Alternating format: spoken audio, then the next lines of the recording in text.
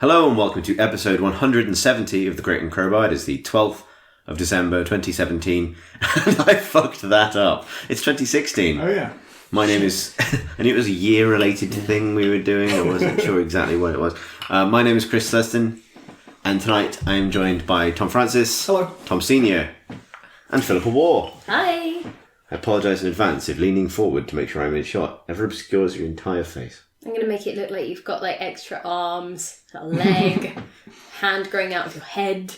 So that will mean nothing to you if you're listening to this via iTunes, whatever you use for podcasts. But as we did last year, for last year's sort of end of year special episode, we are recording this on a camera as well as on a microphone. Mm-hmm. And what this allows us to do somehow is put the podcast on YouTube. So you can look at it, as some of you probably are now, and therefore don't require that explanation. We do anyway put it on YouTube, but this time you'll be able to see something other than the box. Those people who've just been watching a stationary box for 2 years are going to be really shocked when this turns up and suddenly there's people. Once per year, one day a year, we take material form. Are you going to put the box version up just so that there's...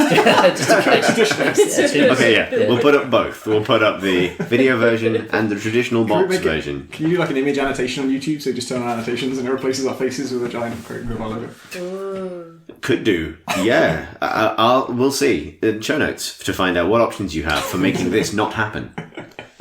So, like last year, we're actually going to nick that formula entirely. This is going to be the last podcast of the year, the calendar year 2016. And as such, rather than do the normal structure, we are going to go through our games of the year. But like last year, rather than do... making choices about which games are the best on a list. We've put all of the games on one massive list. So we chose the games that we thought were best and put them on a list? Yeah, but with almost no process to whittle this down. Oh, okay. And as such, we're just going to talk about all of them. We should also say, before we begin, that tonight we are drinking really amazing bourbon. And which is nice for a change. And it is Smooth Ambler Old Scout 10 straight bourbon whiskey, at least 10 years old. And it's so fancy, or I don't know, fancy or like whatever the word is, but Artisanal. It's hand labelled which batch number it is and when it was bottled. It was bottled by Tori. Thanks Tori. But more specifically though, thanks to Dylan, who is the listener, not reader. Yeah. Who really kindly sent this to us. Yeah. So I just wanted to read that little card. It says, for the Crate and Crowbar podcast, cheers to Pip, Chris, both Toms, and Phantoms, Marsh and Graham. Happy holidays from the colonies and thanks for hours of enjoyment. Dylan Neberjoth Herbert. Aww. So, no, genuinely cheers. Cheers. This is awesome. And and so we thought it arrived last week. We thought we'd save it for this special end of the episode so you can look at it. So we've not been sponsored by booze. That would actually be an amazing idea. It is 50%. We've been doing it wrong because it's facing away from the camera anyway. Yeah. You see it briefly, but then also we're going to put a chilling sleeve on it. Yeah. Hide your shame, beautiful bottle. So that's brilliant. And it's apparently 50%. Mm-hmm. So... It's going to be a good one. See you in 2 hours. However, that reference to Marsh and Graham brings me on to the next thing that I was going to say, which is that because obviously, this was the year that we lost. Lost a lot of good men this year. Two good friends to Jersey and Sweden, respectively. Terrible diseases. Strike the rest of us. Exactly. Graham and Marsh, Crate and Crowbar from the beginning. Now, fine, but far away. They also contributed to this list, and they sent us their personal games of the year. Tom, do we have them to hand? We do. But are they over there, where they're hard to get to? No, they're not difficult to get to. Okay. They are Ghosts of Christmas Past. And so Marsh just told us his top 10 without prompting. So what we're going to do is we're going to read their top 10s, because that actually is like a curated list, and with their comments on it. Some of their games are also in here, but in some cases they've brought up games that we don't really know anything about or haven't played. Yeah. Or don't like. So those games... We know them well, we disagree. Or we just flat out disagree, the division. Yeah. But those games have been not been put on this list because it would be pointless for us to go and try and talk about them. So to clarify our process for the one person who's interested. So, Graham's list. I'll go Actually, no, I'll go 10 to 1. There'll be a small element of suspense. Yes. This is Graham, did you say? Yeah, great. Okay. Number 10, Firewatch. 9, Thumper. 8, XCOM 2. 7, American Truck Simulator. 6, Overwatch. 5, Tom Clancy's The Division. Eyebrows raised here at the rest. Whatever number is next, The Curious Expedition. Deus Ex, Mankind Divided. Duskers. And at number 1, Devil Daggers. Strong number 1. And Graham says, Rainbow Six Siege came out in December the 1st of 2015, which is basically 2016. So if that counts, I'd put that on there in place of XCOM 2, Thumper, and Firewatch. Which is not how the top 10 list. It is a combination of those games, so that's fine. Why Devil Daggers? It was the game I played most this year, returning to it again and again for quick blasts in the same way I used to with games like N, Trackmania, and Spelunky. Hey, did I ever talk on the pod about how much I like Spelunky? Devil Daggers is those games of first-person shooter. Quake's atmosphere and art style, e.g. skulls, and shotgun and lightning gun boiled down into an arena shooter with brilliant feel, enemy design, and power-up system. It's simple but whip smart. And Marsh's list, starting at 10. He's numbered his, so I don't have to keep counting backwards is harder than you think. Number 10, Dishonored 2. Shockingly low, although it wasn't at all on Graham's list, so I guess that's a step up. It wasn't on mine either. Gasp. How can anyone disagree about video games? Number 9, Inside. 8, ABZÜ. 7, Samaros 3. 6, Deus Ex Mankind Divided. And then, I have to read this in reverse because at this point Marsh notes that there's a non-trivial increase in enthusiasm for the rest of the list. Number 5, Overwatch. Number 4, Grow Up. Number 3, Dark Souls 3. Number 2, Uncharted 4, which was not a PC game. And number 1, The Witness. Wow. That surprised me, actually. We both played that at the same time. We talked about it a lot. Also, I'm not really sure what a non-trivial increase in enthusiasm means for Marsh, really. It was because it's Marsh. It was in the other order, and then it was 1, 2, 3, 4, 5, and then non-trivial reduction in enthusiasm, and then I don't know about the rest. I didn't realise you'd switched it to make it more optimistic. Well, because they went in reverse order, whereas it doesn't make any sense when I say reduction in enthusiasm as he gets to his top 5. Right. Marsh justifies his Witness pick with, well, I guess if I'm not allowed to pick Cobalt for all 10 spots, which is a game that is published by Mojang, who he now works for, then my number 1 game is The Witness, more for what it represents to me than its exquisite construction. Its puzzle design and message aside, The Witness was such an aesthetic pleasure, such a place of ruminative beauty and respite that as this year has drawn on and grown immeasurably grim, I feel a yearning, not just to return to the game, but actually fucking emigrate there. You already emigrated to Sweden. You got yourself emigrating. You can't run from all of your problems, Marsh. Especially not to The Witness. Few games have inspired such a painful longing, now rooted in a more hopeful past, impossible to retrieve. Such a downer. Oh, he's killing it this year, and by it, I mean everything. Of course, my private puzzle island would ideally have more goblin dicks, but I nonetheless respect Jonathan Blow's vision. Thank you very much, Graham and Marsh. Aww. Fascinating insight to people who are now lost to us forever. Yeah, indeed. Like they're in the room, but not in the room. Maybe we should superimpose floating pictures of them as though they died. The editing process for this pod is getting out of hand. 2013 to... I'll see if I can do that. Because actually one thing we will miss is last year's competition that we managed to run during the podcast, because Marsh quietly doodled a dick on the list. Right. And I saw him do this, but we did a spot the ball type competition where I asked people to guess when during the pod, Marsh, this is excellent bourbon, Marsh had drawn a dick. So I don't know whether we can pre-plan something like that this year, but maybe I could just do Spot the Ghost of Marsh that I will insert creepily Fight Club style into some rogue frame. You zoom in on one of the fairy lights. His face will be within. It'll be something like that. So a lot of those games are also on this list because we also picked them.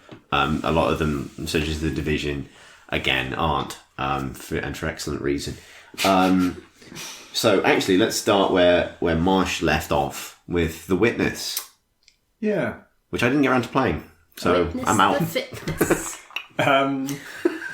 That just always comes into my head every time I write about I it. can't not think the phrase, come on, get up, get down with the witness. Every time you mothers get up, get down with the witness. Every time I hear the name of that game. And that's my sole involvement with it. That was good. such a faithful rendition that you're going to get us sound blocked for copyright infringement. Sorry, YouTube. Is it too late to fly Marsh in to talk about this? I did play The Witness and I enjoyed The Witness. It is not on my Game of the Year list, but It is beautiful, and it has many good puzzles. I would argue it has many bad puzzles. But I think the moment that stands out for me, my initial reaction, I kind of forgot about it a bit, and so that's why I was so surprised to see it at number 1 on Marsh's list. And then I was thinking back to it and thinking, wasn't that just a bunch of mazes? And it was largely a bunch of mazes in a very pretty place, but every now and then it would kind of tie together in a really smart way. And I remember one puzzle where I discovered that as I was drawing on the maze actually represented the location I was standing in, and that my solution was a very easy puzzle, and I'd solved it one way, and then I changed the world in one way, and I realised, the way it's changed the world has depended on how I've solved it. And the puzzle is not to solve the puzzle, because the puzzle is incredibly easy. It's how do you solve the puzzle in a way that then matches up to your environment to shift that in a way that you care about. And that was really smart. It's also, it has a lot of, it does a lot of things like that where there's cool interactions between the environment and the puzzle that you're trying to solve at a given moment. But it also has a lot of just sort of bonus touches, almost like constant drip feed Easter eggs as you look around. Kind of to the point where posting screenshots is a precarious endeavour and you will get shouted at for spoiling something for someone as soon as you try. So, you can just maybe do a close-up of a grass blade or something and just hope for the best. But yeah, I thought that it was really... there was a lot to do, even if you were stuck on a puzzle. You could go wandering, you could find other things to solve or tinker with, or, all of that kind of stuff. I wasn't as bothered about, the unfolding of the narrative or the, the gradual reveal of the island, I guess. Yeah, I forgot there was a narrative. But there was still some kind of neat meta touches within that as well, and so I found it a really rewarding game, and it also had a nice way of ramping up puzzles. It would drip feed you, it would show you maybe the easiest version and you'd get through that, and then it would sort of feed you on to the next bit of it, and that would teach you something slightly different, and then you'd get to the third one and realise that actually it wasn't quite what you'd assumed for the previous two. It was just that those had happened to work with that, and you'd have to sort of recalibrate your thinking. But I liked on the whole the difficulty progressions within that, and I found it quite accessible and quite neat. Did you, without spoiling anything, did you get a secret ending? You can kind of complete it and then you get put back to a place, and then there's another ending you can get. There are definitely things I didn't do. So there's still a few sort of puzzles within that, I think, but I got to a point with it where I was done, and I didn't feel the need to, for example, 100% it, or to go back and tinker with things that were left unfinished. It didn't feel like they were unfinished to the point where I cared more. Yeah. It's getting the secret ending is not, the challenge isn't that interesting really, but the ending itself is just really weird and involves footage of their office and stuff, and it's just... can I watch it on YouTube? Yeah, you would lose nothing really by just looking it up on YouTube if you want to do that. I burned out real fast on grids in that game. That'll kill the witness for you. Yeah, unfortunately, it's really pretty. And I enjoyed its shorter burst puzzles, but I found some of them they went on for a long time, even though the concept had already revealed itself, and I'd already kind of understood and basically mastered it. And there's a bit where you're building bridges where it just goes on and on and on and on. And I think I just put it down forever at that point. But I admire it, I think, for its craft. I really like the biomes as well. They're beautifully crafted, and the island never felt too small or too crowded as a result. Great. Biomes. Also, next, don't know why I'm talking like this, The Witcher 3, Blood and Wine. Hooray! I really like this one and put it on the list, so I'll talk about it. It's just a perfect expansion that builds on everything that was great about The Witcher 3, but cuts all the fat out of it. It gives you an 8 or 9 hour campaign that it doesn't have the pressure of having to be an adventure about saving the world or crusading across multiple dimensions or anything ridiculous. it could just be like a local drama about vampires and duchesses and shit. That's really exciting for that amount of time. And the quest's just so varied and so fun and just suddenly so dark and then coming back out and so jokey and jovial again. Like they understand the tone of that universe so well by this stage that they feel confident enough to play with it and make it playful and make it quite self-deprecating a lot of the time. So Blood and Wine has many more jokes about Geralt and about the world he's in and about the sort of ridiculous knights and people he's interacting with.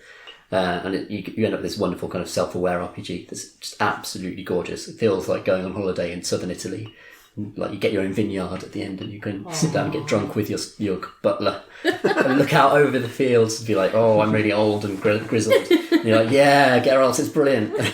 Because like games where you want to live there is already a theme, because that's what Marsh said about The Witness. Yeah. And also how I feel about Hitman's Final Mission. Maybe everyone can nominate the game they would live in this year. There's an amazing Toussaint is the place. It's really beautiful sun. Is that a real place? Yeah, I think so. In America? Not Maybe in Arizona? Yeah. Like, I think that's not spelt like The Witcher's Right. Tucson. But I don't know how you say the one that's in Arizona. I think it would just be Tucson. I'd be amazed if this place was in Arizona. It's just this like elven castle in the middle. It's like, Yeah, that's an Arizona. and it's surrounded all this beautiful green land and like lakes everywhere. But they still find a way to just put a good old-fashioned haunted cairn or haunted house. There's a brilliant haunted house story. Or stupid old haunted Ken, which he'd stop doing that. Everyone hates him. And To Ken of Arizona. Exactly. there's a brilliant quest about spotted white, and you're going towards this just really spooky graveyard and this White really as in weird. ghost. Yes, yeah, or it's kind of ghoul or whatever. And A there's white in a can. an old abandoned hut. There are just spoons hanging everywhere, just like hundreds of spoons everywhere. And you open every drawer, it's full of spoons. And you go deeper. I don't This is spoil a what dream you happens. had, Tom. I was going to say the same thing. Yeah. It's but it's just these really intriguing and weird scenarios that give you turn into amazing haunted house quests. Alanis Morissette songs. Nice, but it's brilliant. I love it, and I feel sad that they've stopped making The Witcher. You know, no one, like, people bang... I talked a lot before about having not played The Witcher, and people banged on about it so much in so many different contexts, and no one has said, like, the phrase, like, Haunted Ken and the Temple of Spoons to me Yeah. before, and that would have sold me instantly. No, but your problem is you want to play all of the games in order before you get to The Witcher This 3. very last thing. God. Yeah, Yeah. Yeah, it's worth Yeah, maybe I should just get over worth the that. pain. Maybe that's my It's New not- Year's resolution. It won't reward your investment for that. I don't think. I haven't played all of them. Well, I didn't finish the first one because it was bad. Well, I mean, there must Fight be a me, reason internet. that you haven't like finished it. You've started them. No, I wandered off, but I've Yeah. told the story so many times. Yeah. Witcher 2 is not bad. No, it's not. Me wandering off from a game is not necessarily a sign that the game is bad. Just watch it. Just watch on YouTube. That's what kids do nowadays. They love it. They love it. They'll love this. This is on YouTube. Yeah. What were we doing? Game of the Year. Next up is Dark Souls 3. This was a good game, wasn't it, Tom? Very, very good. I feel like I'm muted on it because I played Bloodborne the year before, and that for me, the whole Souls concept peaked with Bloodborne. And Yeah. Basically, I don't think they'll do ever better that. So Dark Souls felt like a bit of a tribute act, even though it was a really brilliantly made and excellent RPG. I would say that it was the first one that I had, at least on PC, that I had played sort of in time with other people discovering it for the first time, and that was genuinely fun. That's really Because cool. I fell behind with Bloodborne quite quickly, Yeah. which makes me one of the reasons the Bloodborne pod never happened. Sorry again. But Dark Souls 3, like, it has such a great... Yeah, it is the same tricks again, but it's even... The world is sufficiently different that it is still fun to discover what's different about this one, and what this boss is like, and to be surprised when you're getting, you know, fucked up by a giant tree, or whatever. Yeah, a definitely. giant farty tree. I'm so glad that studio had the opportunity to kind of correct Dark Souls 2 and actually put the full force of their budget and their talent behind a proper Dark Souls 1 sequel without the obvious constraints and conflicts that happened during the development process for that second game. And the result is something that's extremely polished and just full of astonishing areas, like entering a new area in that game, like the snowy city that you go to. I can't remember. I know, yeah. You just walk out of this cave and it's just absolutely astonishing. Magic, deadly Christmas Yeah, land. it's gorgeous. It's a good Christmas game, I think, actually. I might go back to that place and get I might do destroyed it. all over again there. And I think this is also the like, because Bloodborne I played as a purely an atmospheric thing. With Dark Souls 3, I was a little more comfortable treating it as like a daft multiplayer game sometimes, because it totally works as like that. Yeah, definitely. And I signed up for Wolf Duty, whatever that's called, and get occasionally teleported into a forest just to kick the shit out of people and run away. And that's great. Yeah. And that's there's so many mad little interlocking co-op, competitive systems in that game that mean that when you enter an area that is protected by other players that can be called in to shoo you away from it, that's a real sort of fun mini thing in its own right. They've really developed the NPCs and the ways that they can interact with you in Dark Souls 3. They're not just kind of stationary like signposts who might appear in a future location. If you happen to summon them in the right fight, they actually engage with you a lot more. And there's a particular character who comes back from previous Dark Souls who you meet in a tower like about 6 or 7 hours in. And the way he kind of engages with you and kind of comes to fight by your side is far more organic in previous games. It feels much more like an exciting interaction with an NPC. And so a lot of the kind of storytelling beats that Dark Souls relies on, like there are some more sophisticated versions of those in Dark Souls 3, and that's kind of been a bit overlooked. And they've said they're going to move away from Dark Souls, but I think they like money, and so there will be a Dark Souls 4 probably in a couple of years, and I look forward to seeing how they develop it. They're going to have to kind of move it on a bit more, I think, because it felt a little bit stale. Yeah, it certainly felt. It wasn't like Bloodborne. No, but Bloodborne's sensational. It's just the best game I've played for ages. Still. Let's move on to Tiltbush, as I wrote down on this list. Tiltbush. I like Tiltbush. Tiltbush, one of yours, isn't it? Pretty good. Yeah, I wanted to put something that I felt did VR in a way that wasn't tokenistic and that used the space in a really interesting way rather than... And you could say the same for something like Dota's spectator mode or something like that. I think that's genuinely doing some interesting things, or, at least making use of the space. But so Tiltbrush is essentially an image creation tool in 3D space, and so what you're doing is you're treating the entire sort of room scale section of imaginary 3D space as your own sketchbook, and so you can just draw straight into the area in front of you and actually sketch out trees that you can walk around if you wanted to, or things that are, sort of to scale, or you can fiddle around with scale. Like I tried doing like a mini cathedral and sort of feeling like a Hulk inside of it. And yeah, you can also see what real artists have done in the medium as well. And so you sort of see these amazing parrots with glowing neon tails sitting on a branch, or, these wonderful sketched like dancing shapes around you. And I think that that's part of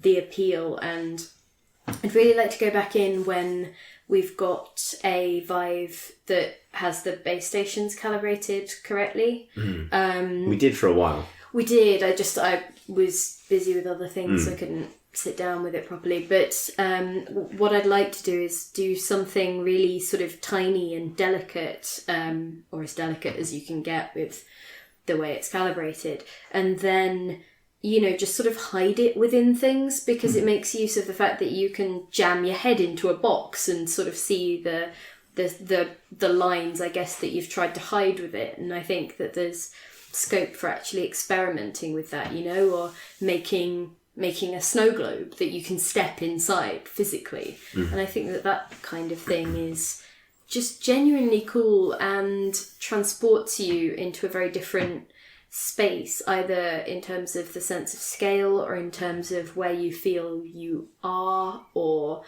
any of those things. And I think that the majority of the other stuff that I've found in VR hasn't had any of that power or potential. It's just been sort of, here's my idea of the thing to trick you into having a game experience slightly differently.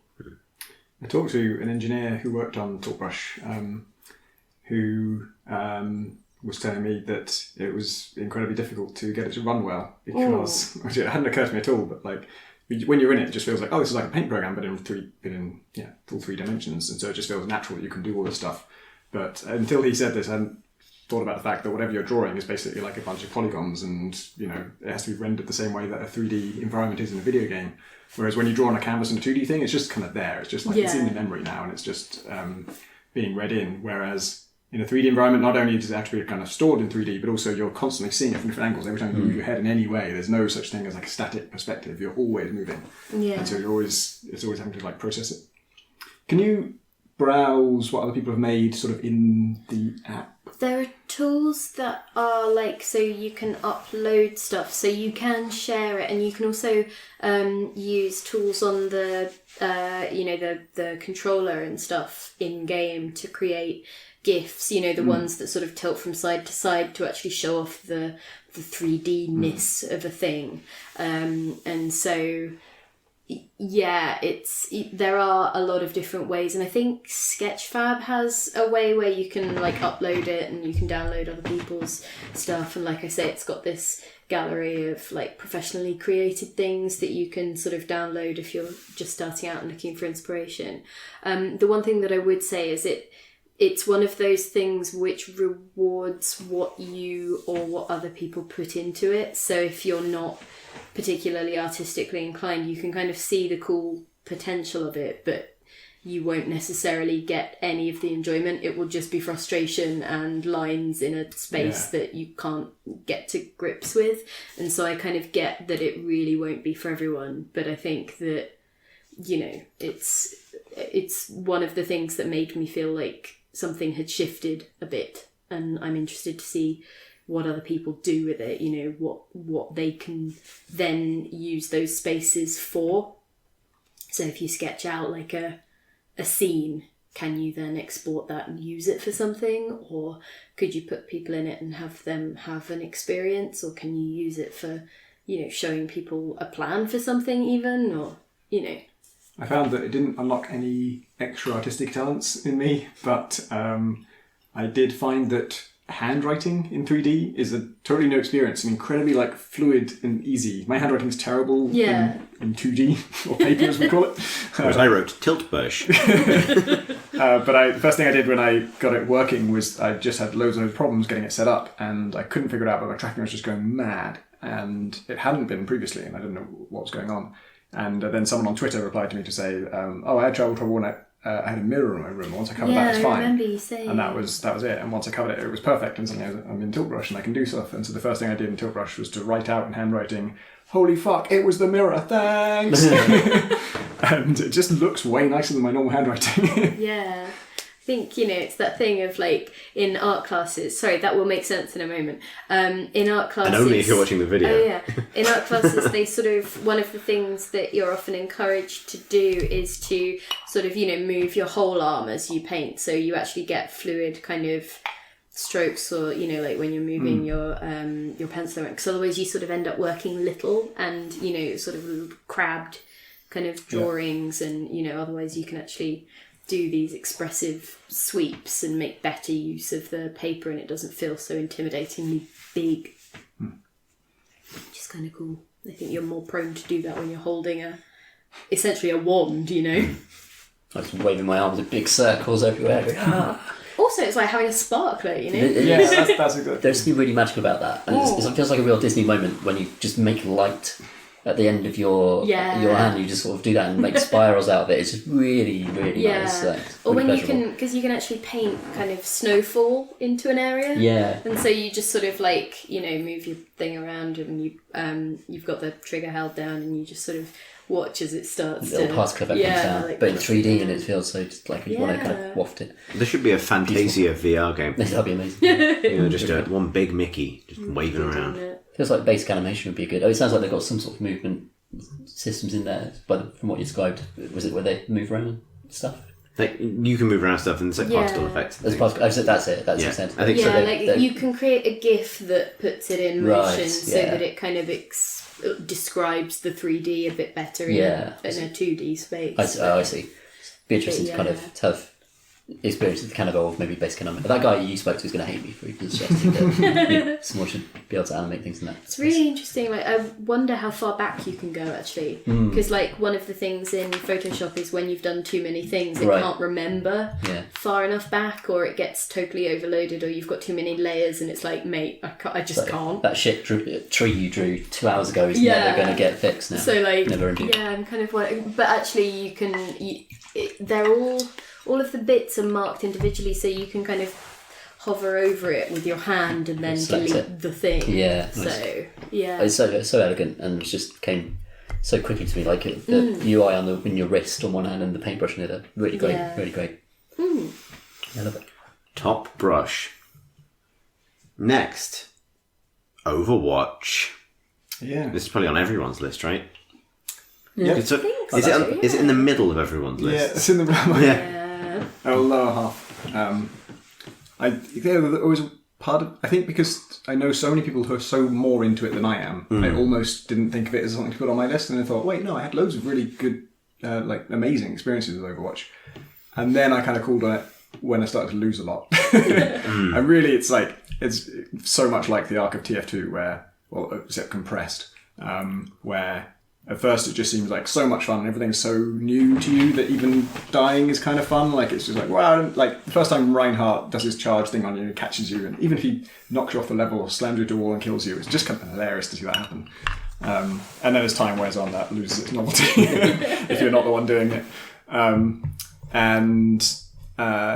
Ultimately, I kind of stopped playing it because, like TF2, it's very much a game of coordination. And I don't know how to coordinate people, and I don't really like being ordered around by other people. And so my coordination is always going to be just either random or not there. And when you're fighting against an enemy who has slightly better coordination, either because through random chance or because they're actually trying, it's kind of hell. It's just like you're being picked apart. You know why you're being picked apart, and there's nothing you can do about it because I don't want to spend my time organising strangers and trying to like yell at them or them yelling at me. And so that's always the breaking point for me, and that's kind of why I stopped playing TF2 eventually. And so this time I had all that same arc, but it was much faster because I already knew where I was going, and I knew I could more quickly identify why I wasn't enjoying it.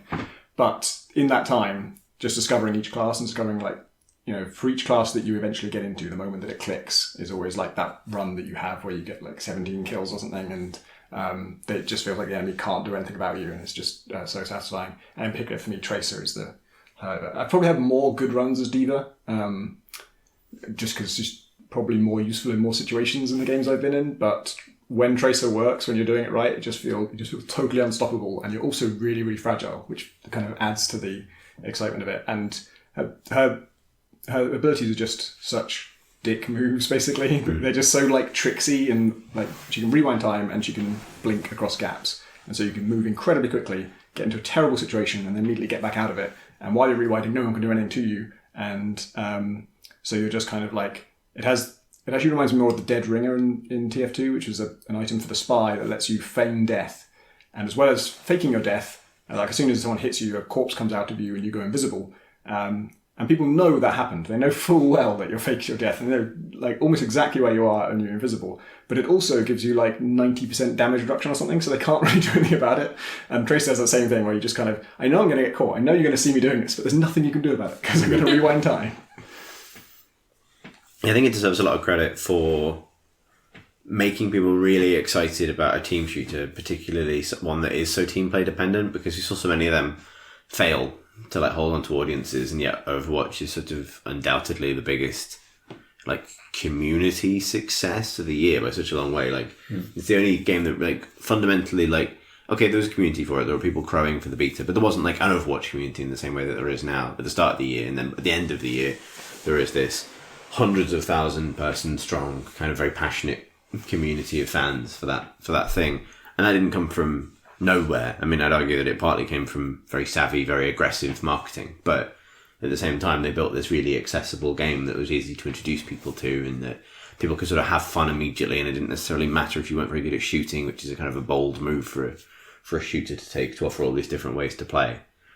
And I really loved it for a while. I will, but now like it's sort of boiled down to just the things I really like about it, which is basically just Farah. Like all I want to do is fly around with a jetpack and occasionally get like the big perfect ult off and get a big play of the game. And that happened to me in my first game of Overwatch after it went live the night of release. So not my first game ever, but my first game on the live game. And that was probably the best one I've ever done.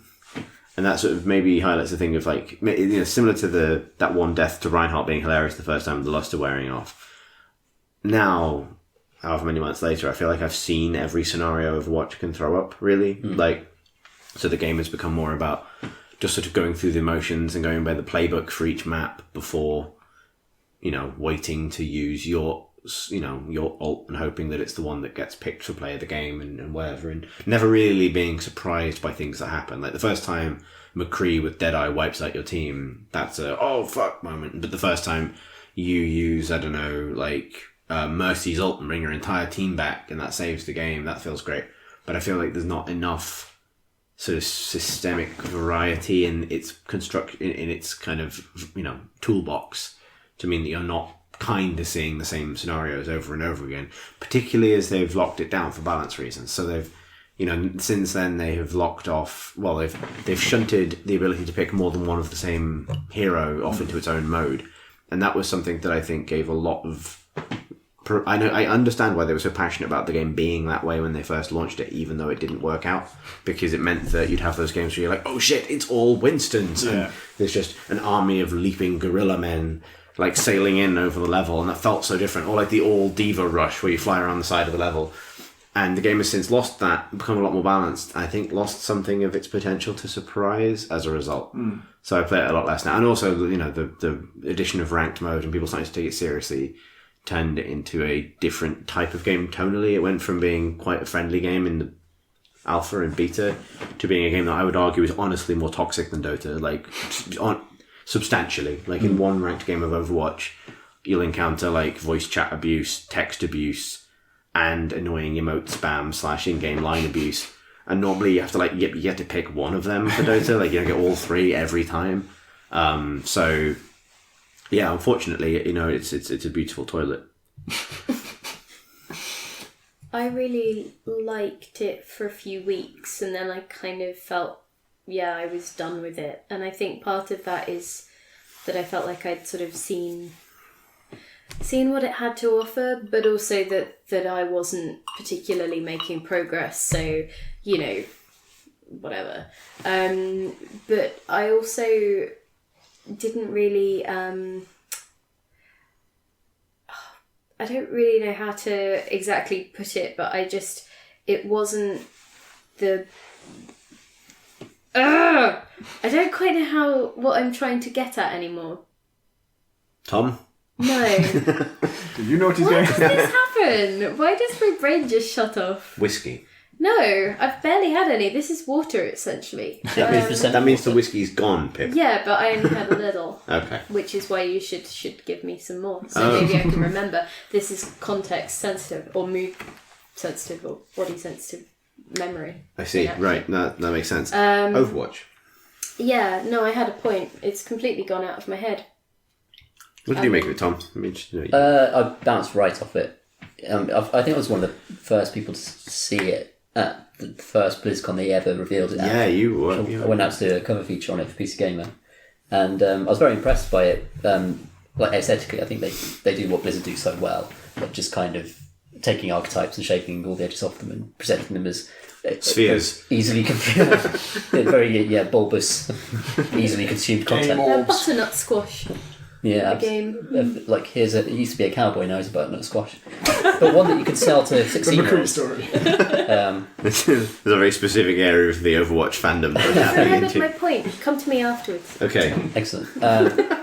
And I enjoyed the kind of fantasy of it, and I enjoyed how breezy it was, and the way that the aesthetic was attempting to create a kind of a friendly, fun, free-fall shooting. A friendly fun for all. You can dip into just for 20 minutes and enjoy, which is what I used to do with TF2 all the time. I got so much joy out of that. But I found TF2 genuinely funny, and found its characters and world much more funny and engaging than Overwatch ended up being. And actually I felt like Overwatch was a very empty game when I ended up actually starting to play it, and I didn't feel like I enjoyed being in that world or interacting with those systems very much as a result. It's almost like an aesthetic thing that I bounced off more than a design thing itself. We've talked plenty about how big missed opportunity the short films represent, because they're pretty terrible given how well produced they are. Like, the scripts are awful and no one cares. Yeah, it's sad really, because like they're so much extraordinary kind of cinematic creation talent at Blizzard. Like their Diablo 3 cinematics are always just kind of amazing. Just really sumptuous, just really. But it's amazing shouty nonsense. Yeah, but very kind of unknowing of its tone. Like Diablo cinematics always very much understood what they were going for, because they've been doing it for God knows how long with that series. Whereas Overwatch, they're trying to create something new, and they're just not as funny as what people like Valve were producing. So maybe from press perspective, they just don't have the sense of humour that really, like, they do have a sense of humour, but it's not like it's not the TF2, delight. It's not the delight to it that they It seems to have worked for, like, they must have been going for something specific, and it's worked for a whole load of my friends who didn't give a shit about TF2. Right. And I would say, like, TF2 shorts are not only great, but, like, exceptionally great for, even given how good TF2 is. Like, they are unusually great in a whole different way. Yeah. And for Overwatch, I feel like they completely fall flat. And yet, TF2 just didn't catch on with a whole bunch of my friends who just not only love Overwatch, but specifically love the characters and love those shorts and get really into them and, like, start writing, like, little bits of fan fiction, like, in a kind of jokey way, but, like, really care about who these people are and, like, imagining their lives and how they feel about each other and stuff. So Blizzard have access to this secret source, evidently, that I've just, like, not really. Yeah, I don't None know. of us have a taste for it. Yeah, so it's just an interesting thing, isn't it? I mean, they are much more colourful characters. They get to, like, there's some women in there, for example. Which Yeah. if you had none of. That's good. And they get to kind of have their own style in a way that like, in TF2 they could only really have physique, and all the red guys had to wear red and all the blue guys had to wear blue. Right. And they did get a lot of style within that, but it was quite a tight restriction to work in. It's a bunch of military men wearing red was the genre they were working in. So what was your thing? I was going to say, I think one of the reasons that I bounced off it eventually, like after maybe a week or two, was that I found it very, very difficult to feel like I was making an impact on the game, like a positive impact. Partly because of the characters that I choose to play. So I play supports and I play, the healers and things like that. And so you never get play of the game that way. Like, I would do, like, the best Zarya Graviton thing of my life, and this became a running joke. And then I would get to play of the game. all of the kills, and it would just be like, okay, well... They did fix that to a greater or lesser extent. But it was after I'd lost interest, because I was like, well, I'm not getting rewarded even when I do something really cool. Like, the screen at the end would rarely have, like, oh, you prevented this amount of damage from hitting your team. That's not going to get ticks. It's going to be so-and-so's kill streak, isn't it? So, and so it was things like that. And so I kind of felt like I was very aware when people were killing me or when I wasn't making an impact. But when I was playing well, it didn't feel like it really mattered a lot of the time. It was only when I was on voice comms with friends and they'd be like, oh, that was great, or like, oh, that really helped set me up for a thing. You don't really get any feedback otherwise. It felt like when I was playing more of it than none. But now I'm kind of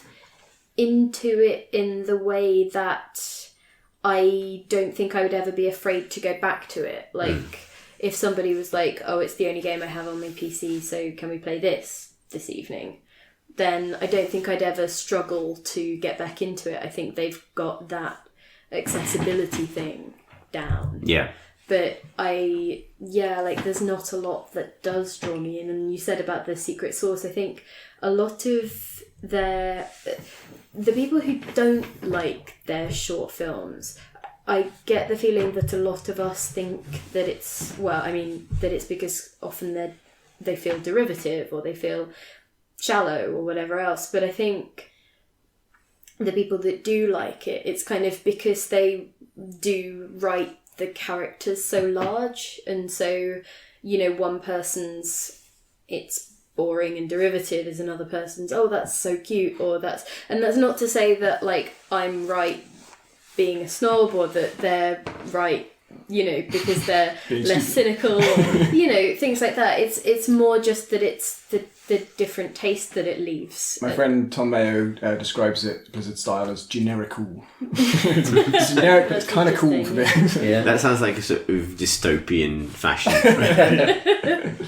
But normcore. the PTSD robot Yeah. Bastion. short, Yeah. Bastion, that felt like they've watched what Pixar do and sort of have picked out the core beats of those stories, and I actually didn't mind that at all, but it felt like I was watching a version of a thing that I know better, or that does it better, or that can still surprise me. Like, that story was never going to surprise me, but then when I went to see whatever Pixar movie it was that was fairly recent, and it had that Sandpiper short at the beginning, that was adorable. Yeah, that was the best thing. I think that's the thing with Blizzard, is their technical ability is amazing, and their design, they're brilliant game designers.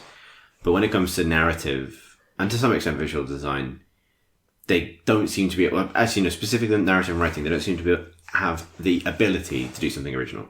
Everything is really heavily derived from some sort of form that's been laid out for them by somebody else. So I thought that the Sombra stuff came closest to stepping outside of that, and she did seem to have her own personality, but then they booped. Yeah. And then it's all about the boop, and the other stuff just... Could be more to it than the boop.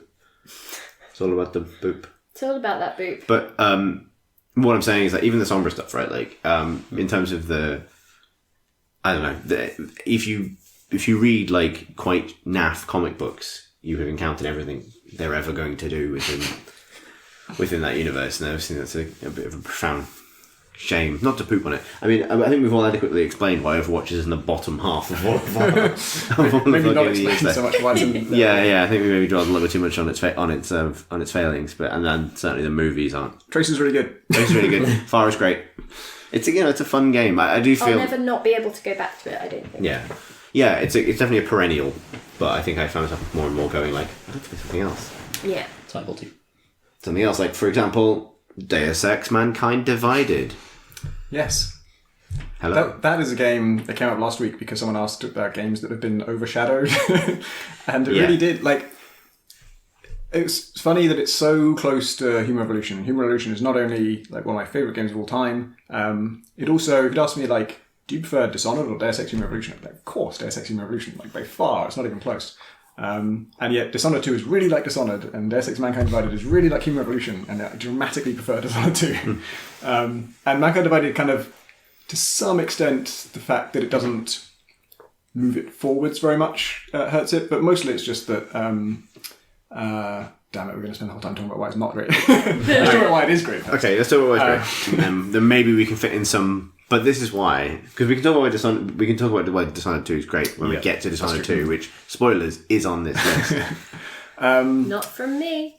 It is, the actual level design I think is even better than Human Revolution, and it just goes absolutely to town on the multipath idea. It's just once you're actually out in a kind of combat space, it's so rich with little vents and high routes and low routes and all that stuff, and it's all set within just spectacular places. The art direction is even better, and it's just a gorgeous place. The bank is amazing to look at. I think the bank is kind of a special case actually, because then I also want to talk about Golem City, which is the first place you kind of go to from Prague, a first kind of away mission, I guess. And that is visually beautiful, and that's the one I'm thinking of when I'm talking about how dense all the networks of routes you can take are. And it's mostly a combat space. So there's a little town at the start, I guess, and then you go off into just the guts of this kind of junkyard slash. I don't even know how to describe it, but a hugely vertical city made out of often junk and often cargo containers and stuff like that. But then the bank in Prague is the hub, the only hub, and you keep going back to it, and it's huge. And bank became just this kind of level it is a level of combat if you choose to try and steal from a bank, in which case the cops are your enemies. If you don't try and like break into it, then it's a pretty boring place. You just kind of, I think reception is about the only place you can go to, and maybe you can get like an appointment with a manager or something. But I found I was just going there every time I was in Prague. There are missions there, but for the most part it was of my own volition. I had read a data cube somewhere that told me about something in Vault 1 that sounded valuable, and so I was trying to break into Vault 1, and my quest to break into Vault 1 took about 3 hours, during the course of which I broke into everything in Vault 2, completely ransacked the place. I raided all 5 floors of the bank, knocked out nearly every guard in the whole place, found every key card, everything, and still couldn't break into Vault 1. And then finally got into that like much later, and then came back there for a mission. I can't remember, when you come back there for a mission, does it like respawn guards or anything, or is it just all already cleaned out? Yep, all the kind of openings you've created are still there, even if the guards repopulate. I'm not sure if I killed pretty much all of them, so they stay dead as far as I know. I had a really great moment in one of the vaults where I realised I used see-through vision to just to see what was in this room before I tried to figure out a way to break into it, and then by doing that I could find a panel in there that controls the window to make it transparent instead of opaque. And I have remote hacking, and remote hacking you can hack anything you can see, and even though the window's opaque at the moment, I can see through it because I have X-ray vision, and so I used X-ray vision and remote hacking to hack the panel that would then turn the window transparent, and then I could see properly into the room and like figure out where I was going to go from there. And that was a really cool thing of like power stacking and figuring out combinations of your abilities. But the story just really didn't click for me, just to the point where I just couldn't focus on it. People would say stuff, and then I'd hit I can't remember if I said this, but I would hit the shadow play button to record the last 5 minutes, then I'd alt tab out and watch the video back to find out what the hell they just said. And even then I couldn't really absorb it. It all felt so abstract and so far away from what's going on, and I didn't know what the groups represented and what they were trying to do and why I was involved. And can I just say, this is my experience with most games because my memory is so bad. So if I'm reviewing something, I'll make notes as I go, or like I'll screenshot things and bits of dialogue just so that I do not forget it. But with movies or something, this is just me the entire time. I'm like, can't tell you, mate. Could not tell you. I think for me it's not memory, it's just whether I care about the thing. If you tell me something that's really compelling, like there's a side quest where you're investigating a murder, and just because it's a murder I'm interested, and so I remembered all the details of that and I knew what was going on all the way through. And I didn't think it was an amazing side quest, but I was engaged with it the whole way through and I understood everything that was happening, because it was just a compelling story on a really basic level. I wasn't doing that original, it was very conventional, and that's what the main plot failed to do for me, is it just didn't click on any level. Which is like not the hugest problem with immersive sim, because I also don't really care that much about, I don't know, I get into Dishonored fiction, but the main story, sort of the plot beats don't really do that much for me. But I think, without really realising it, I think in Human Revolution the thrust of the story was like, I wasn't thinking about it that much, but it was adding something, and once you take that away, it really takes away the momentum, I think. The difference, I think, like, there aren't any good characters in new Deus Ex game. Like, even Jensen is just a total kind of non-entity. Like, I don't understand why he's invested in what he's doing or what he wants or why he's really there. Everyone you meet is kind of, just you don't really get to know any of them. Like, the people who you're spending a lot of time with, like your fucking commanding officer man who's an idiot, has a really terrible voice acting on him, which is really grating and irritating. So I think it's just like a total lack of characters that you can even give a shit about, whereas Dishonored is full of, even if they've got bad guys, they're still really interesting. Like the guys who built this clockwork mansion is still like a really interesting character, and you might want to spare them or not. The people who you kind of gather onto your boat are really interesting, and we'll talk about this more later, but I think that's such a key difference, to not have anything to latch onto, any sort of glimmer of humanity in any of those characters. And to have, it was such a kind of po-faced story about apartheid without ever actually really confronting any of those issues with any... Yeah, that part, they really felt like they went out of their way to make that comparison even when it didn't really apply. Yeah. And that felt really awkward. Didn't quite work for it. But I agree, I love the level design. I feel like there's the seed of a great story in there, because I found myself quite engaged in the loading screens. Like in the loading screen, it would summarise the plot. And reading it in summary form, I was like, oh, okay, I'm a double agent working for Interpol. That's interesting. But in the game, that didn't come across. And so I feel like I don't know, if it just started like one chapter later and you were just showing up for your first day at work at Interpol, and then you clock off and you meet your contact in a cafe, and that's the scene that reveals to the player, but Jensen already knows, that he's a double agent and he's supposed to be spying on his boss, and that would be a really compelling opening, and I would probably be with it from there. I feel like plot is not so much about like shocking developments and I can't wait to hear what happens next. It's much more about the fantasy, like who am I and what is this life I'm leading, and if that's interesting, I'm engaged, even if what's happening in the plot doesn't make any sense. In my head, he's augmented, but in the sense that he's part hedgehog. Because every time I look at him, I'm just like what a hedgehog would look like if it came man for a day, you know?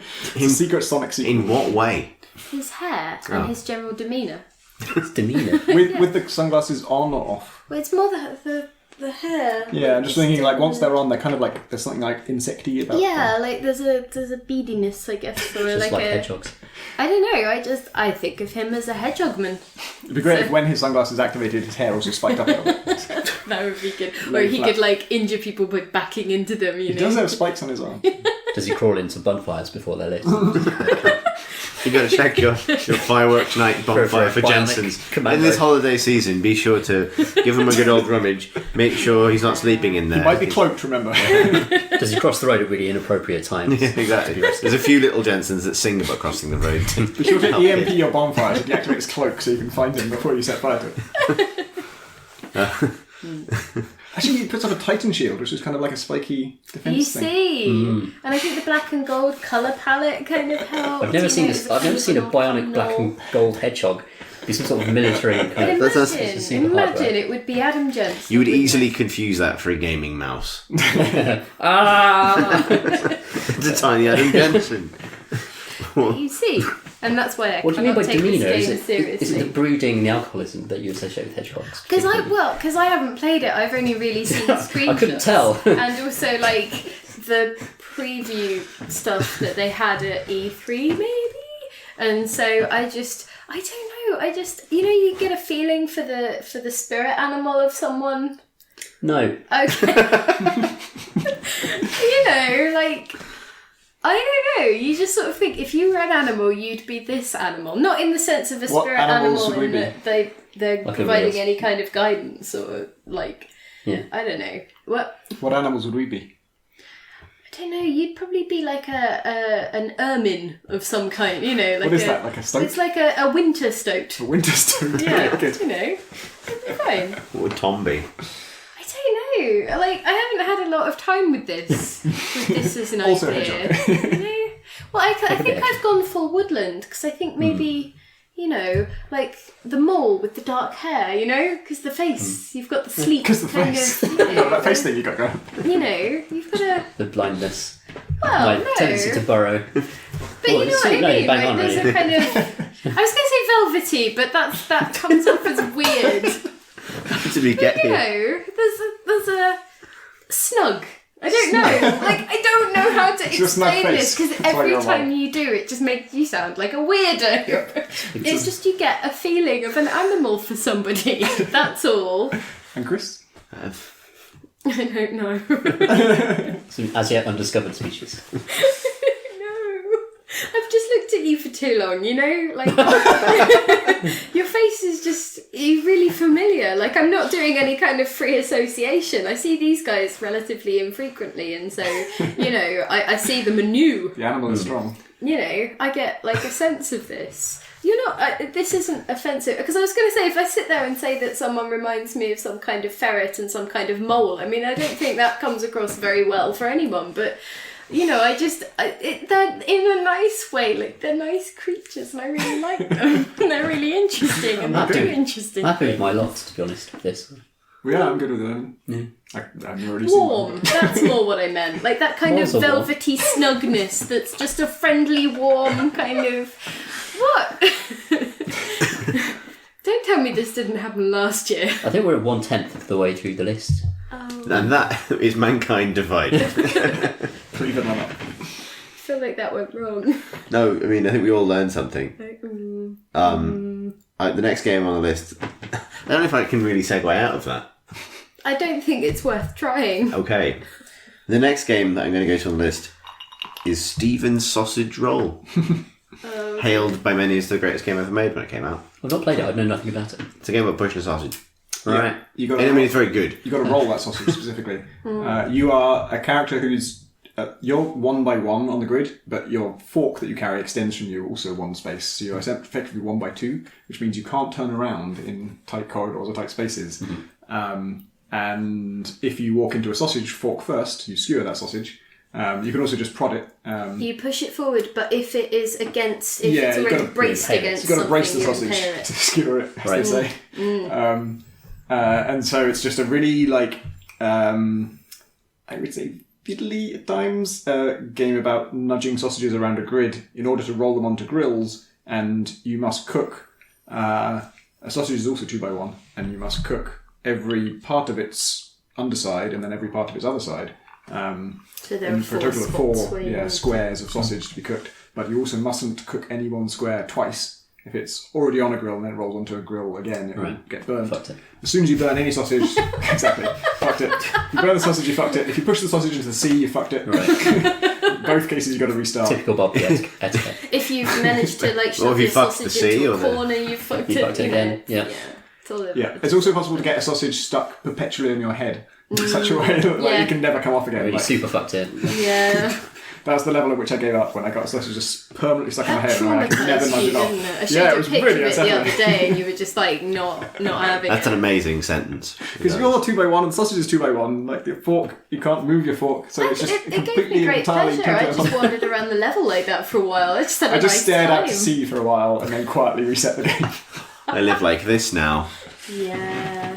It is. It's a very clever game in that it doesn't sort of unlock abilities. You just go to new levels where things you didn't previously realise become important. Like skewering sausages, you just can't do it on the first 5 levels because there are no walls against which to brace the sausage. And so the first time a wall appears, you discover, oh, if I walk into it with my fork out, it actually skewers it. And then you discover all these rules about once it's skewered, you've got to kind of nudge, what's the word, hook it over something and then walk backwards to pull it off your fork. You can't sort of manually eject the sausage from your fork.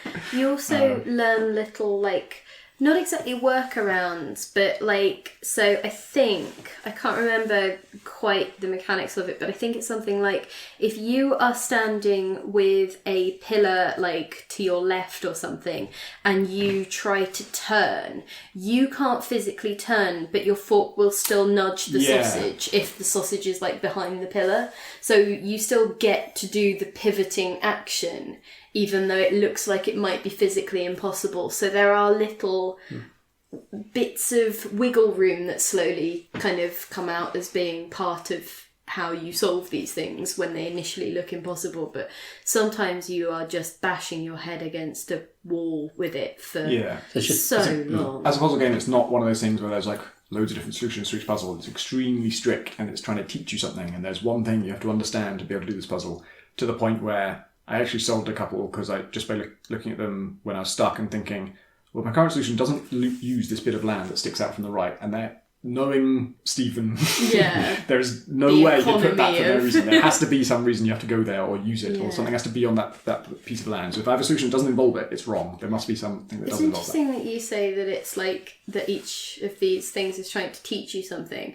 I find that it's a game which teaches you nothing. You have to work for it. It's for me, it's the opposite of The Witness, with its drip feeding you the solutions to the puzzles by making you work through progressively more difficult examples.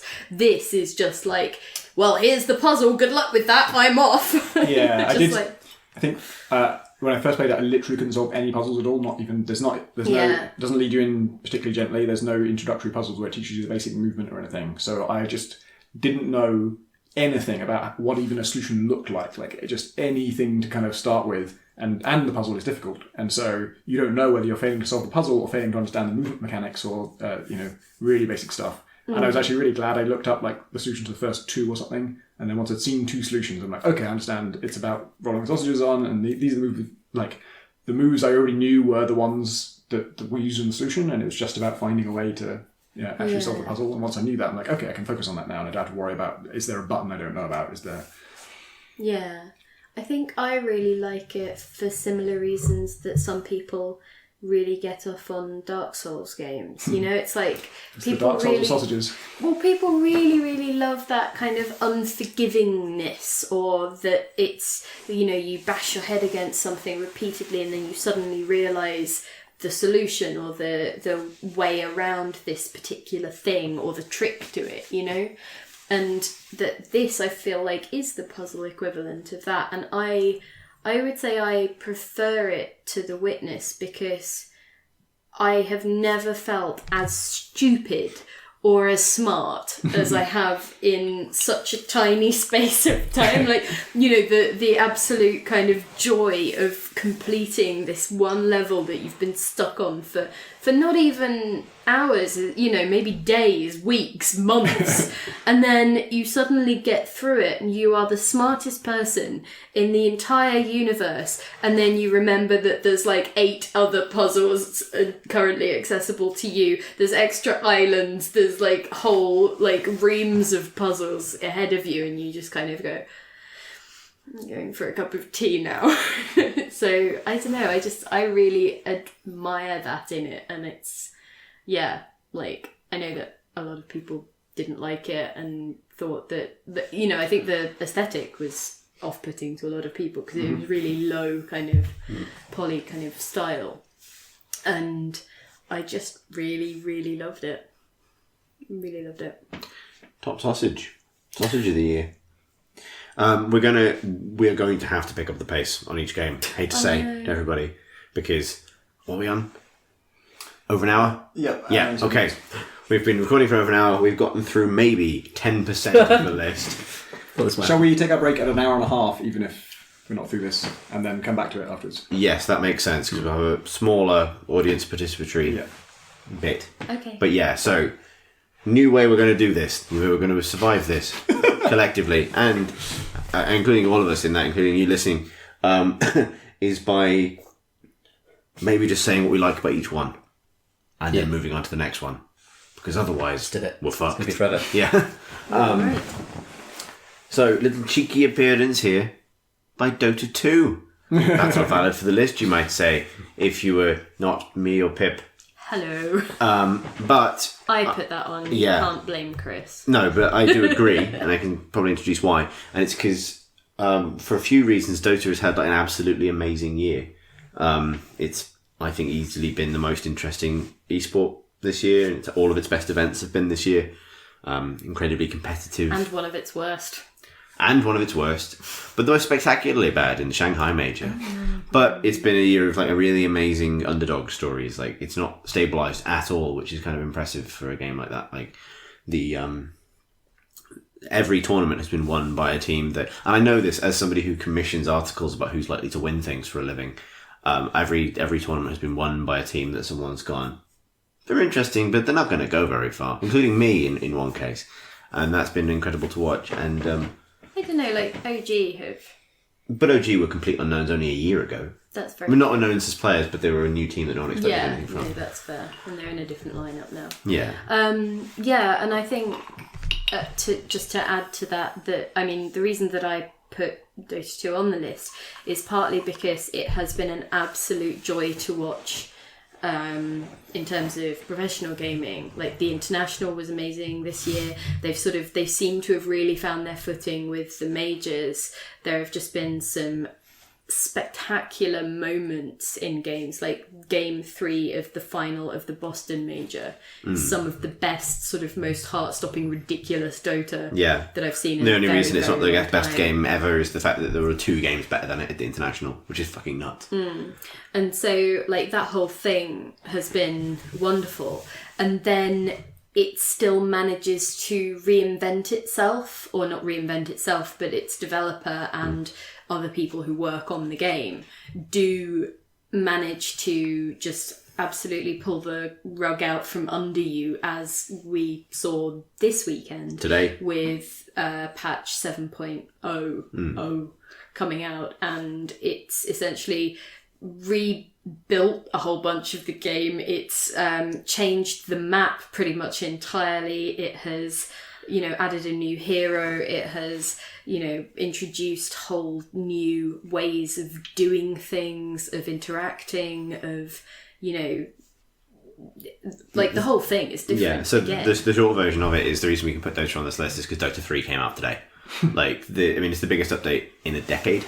It's the reason they've done a full version update rather than an increment, because they've gone from 6.88 to 7, because it's such a huge deal. And the game's never been more accessible than it is now. They've made huge changes. They've redone the entire UI, redone the map, redone leveling, redone how hero selection works and what you can do before a game. So I think it deserves space on the list, even though there's probably someone writing an angry letter right now. But yeah, no, seriously, what they've done to it just today is this patch that was announced yesterday is absolutely extraordinary. But in terms of all of the living games, it is still so exciting to watch. Yeah, and it's easily the best esport by a million miles.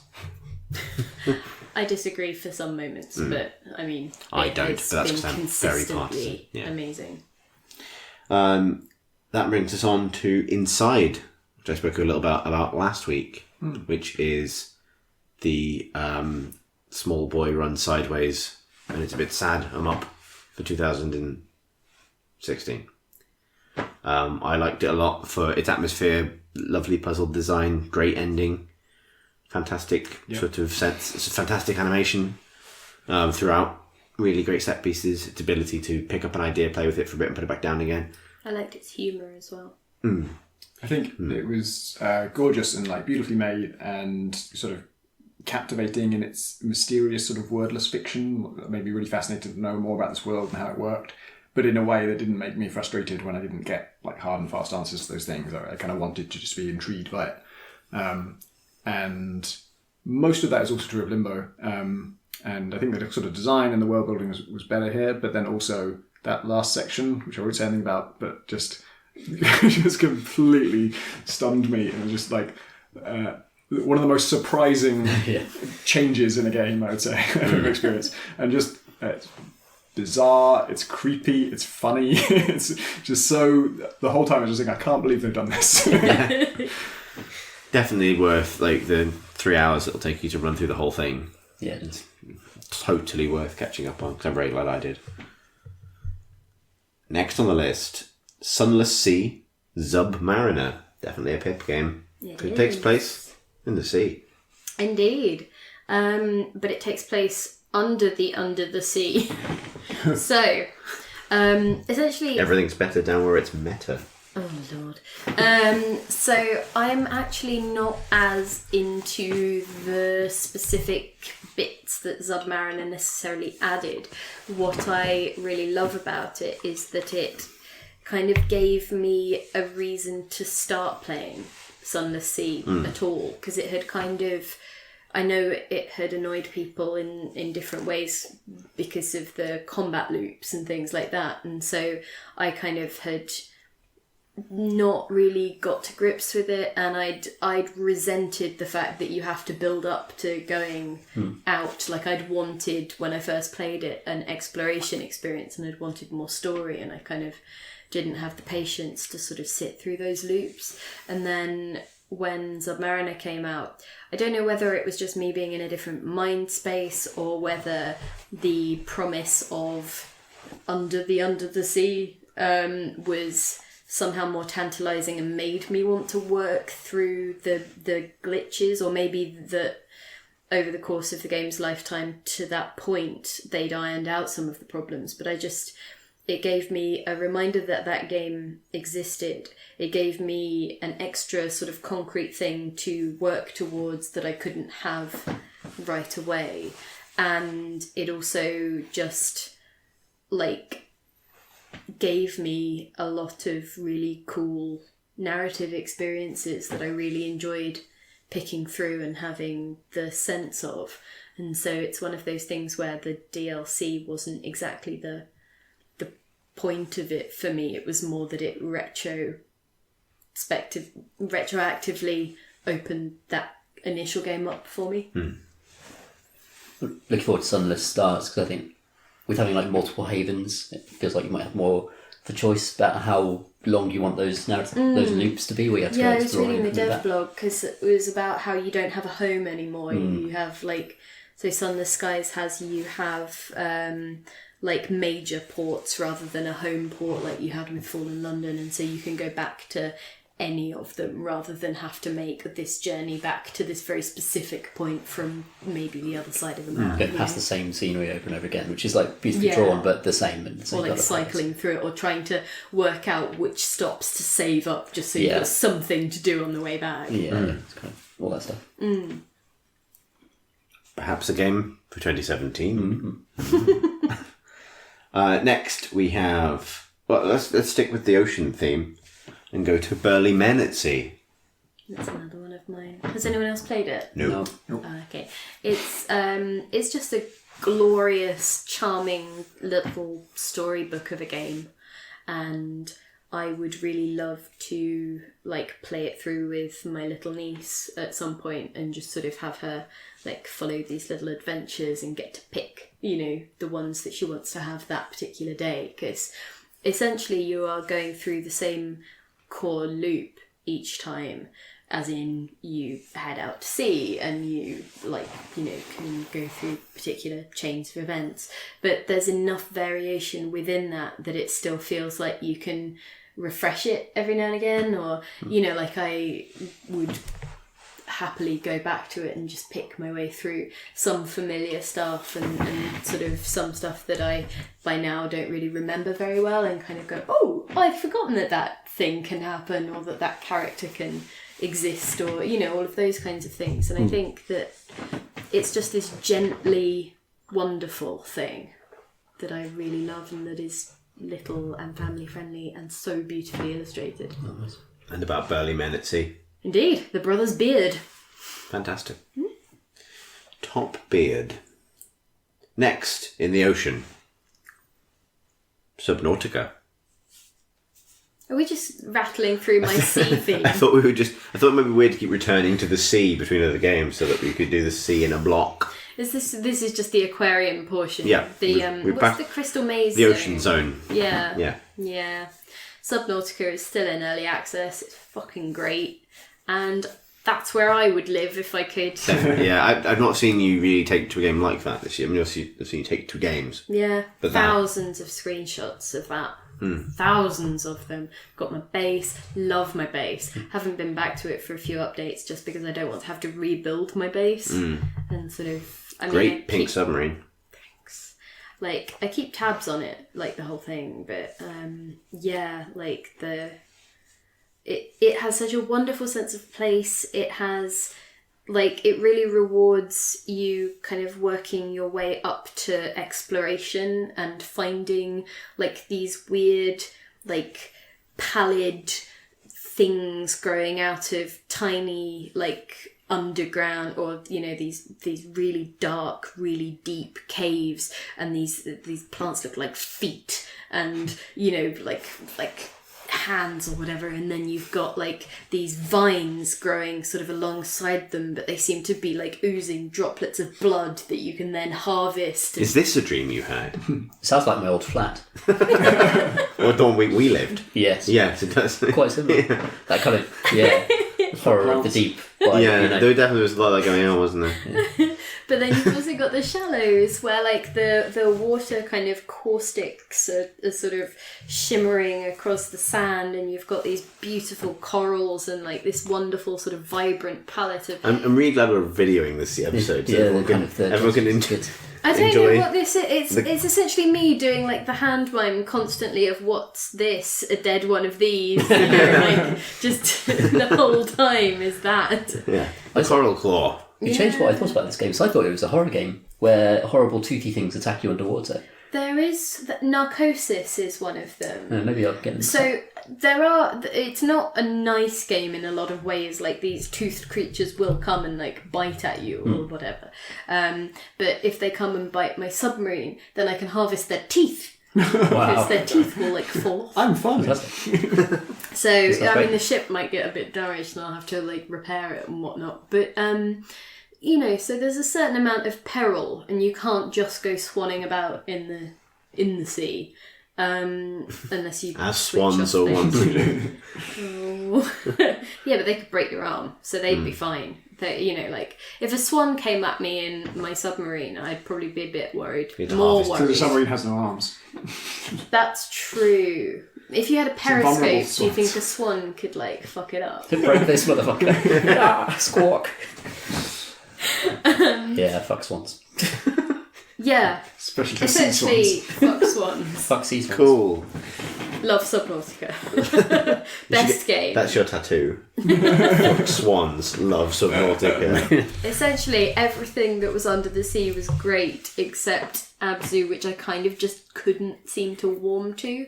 I mean, it was lovely and beautiful, but I just couldn't. Is it the two mainstream undersea adventure option for 2016? I think I had my underwater fix from other places. And so I was less reliant on ABZÜ for a good old, saline kick I've got to more the face. More out of pictures. What? Is that a sex thing? No. Have you... Let's move the fuck Sea on. line kick to the face is not a sex thing, I'm pretty sure. But he was giving me the look, like I just said something said, untoward. If you type into Urban Dictionary is not going to give you nothing. It'll always there'll always be someone who's thought of that. Okay, but that is... You were doing the look. We're moving on. We are definitely moving on. Okay. We'll talk about this later. Are we leaving the ocean? We're going to hell, Tom. Exciting. Are we? And also, let's talk about Devil Daggers. Which is... I feel completely ashamed that I thought this was last year.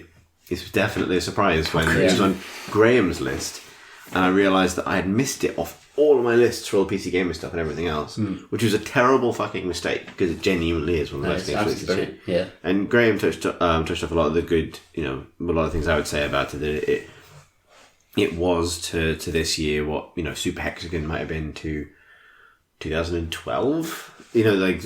These kind of perfect short form, highly lethal score attack, time attack games. Kind of burst play games as well, where you just do it for a This minute. time applied to Quake, basically, but with the most incredible sound, really, and visuals, and not incredible as in high res, incredible as in just every pixely skull.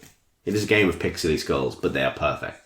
And the lighting and the sense of threat and how much of the game relies on you intuiting where the danger is coming on from just from the sound it makes, which are these sort of crackly MIDI cackles and laughs and the skittering of a skull spider in the darkness.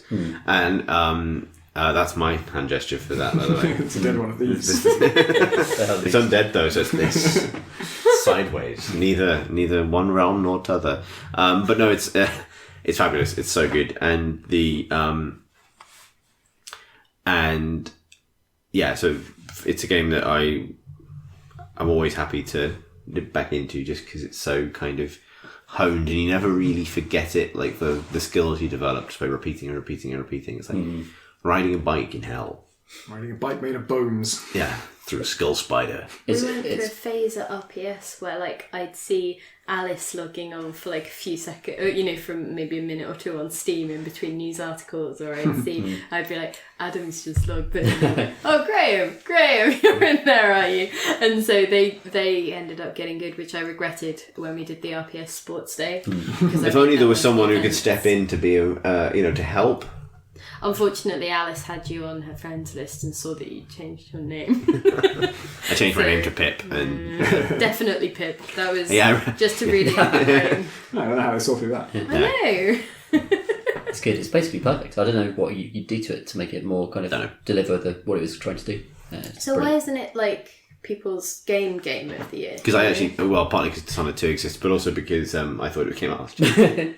But you know what I mean? I've seen that's people quite... sort of talking about it, and so often they'll say, "Oh, it's this," like you say, this perfect kind of thing in terms of what it is for and what it does and the itches that it scratches, and then it doesn't seem to that perfectness doesn't seem to push it translates into higher up recognition. on there. I think it's also how you make something perfect, is you keep your scope small enough that the itch you're trying to scratch is very specific, and you're just going to scratch that one thing, and you're not going to try and be open world or have levels. And Yeah, the moment that you had a story to Devil Daggers, you fucked it. That's it. and that also explains why it's not or it doesn't become the be all and end all for everyone. Like, we want other things. It's an interesting question because, in terms of like making, if it was fewest mistakes made of the year, it would definitely win that because they have, it's not even that they've not aimed high, it's just that they've aimed specific. And it's always tempting to award stuff that is probably on the whole more impressive in that it is trying to do loads of different things and it succeeds at a remarkable number of them. Which, given that Dishonored 2 is the next game on this list, we might as well move on to for that reason, which is that I think Tom, you and I sat for 3 hours and talked about this game all the way through from start to finish in the spoiler cast.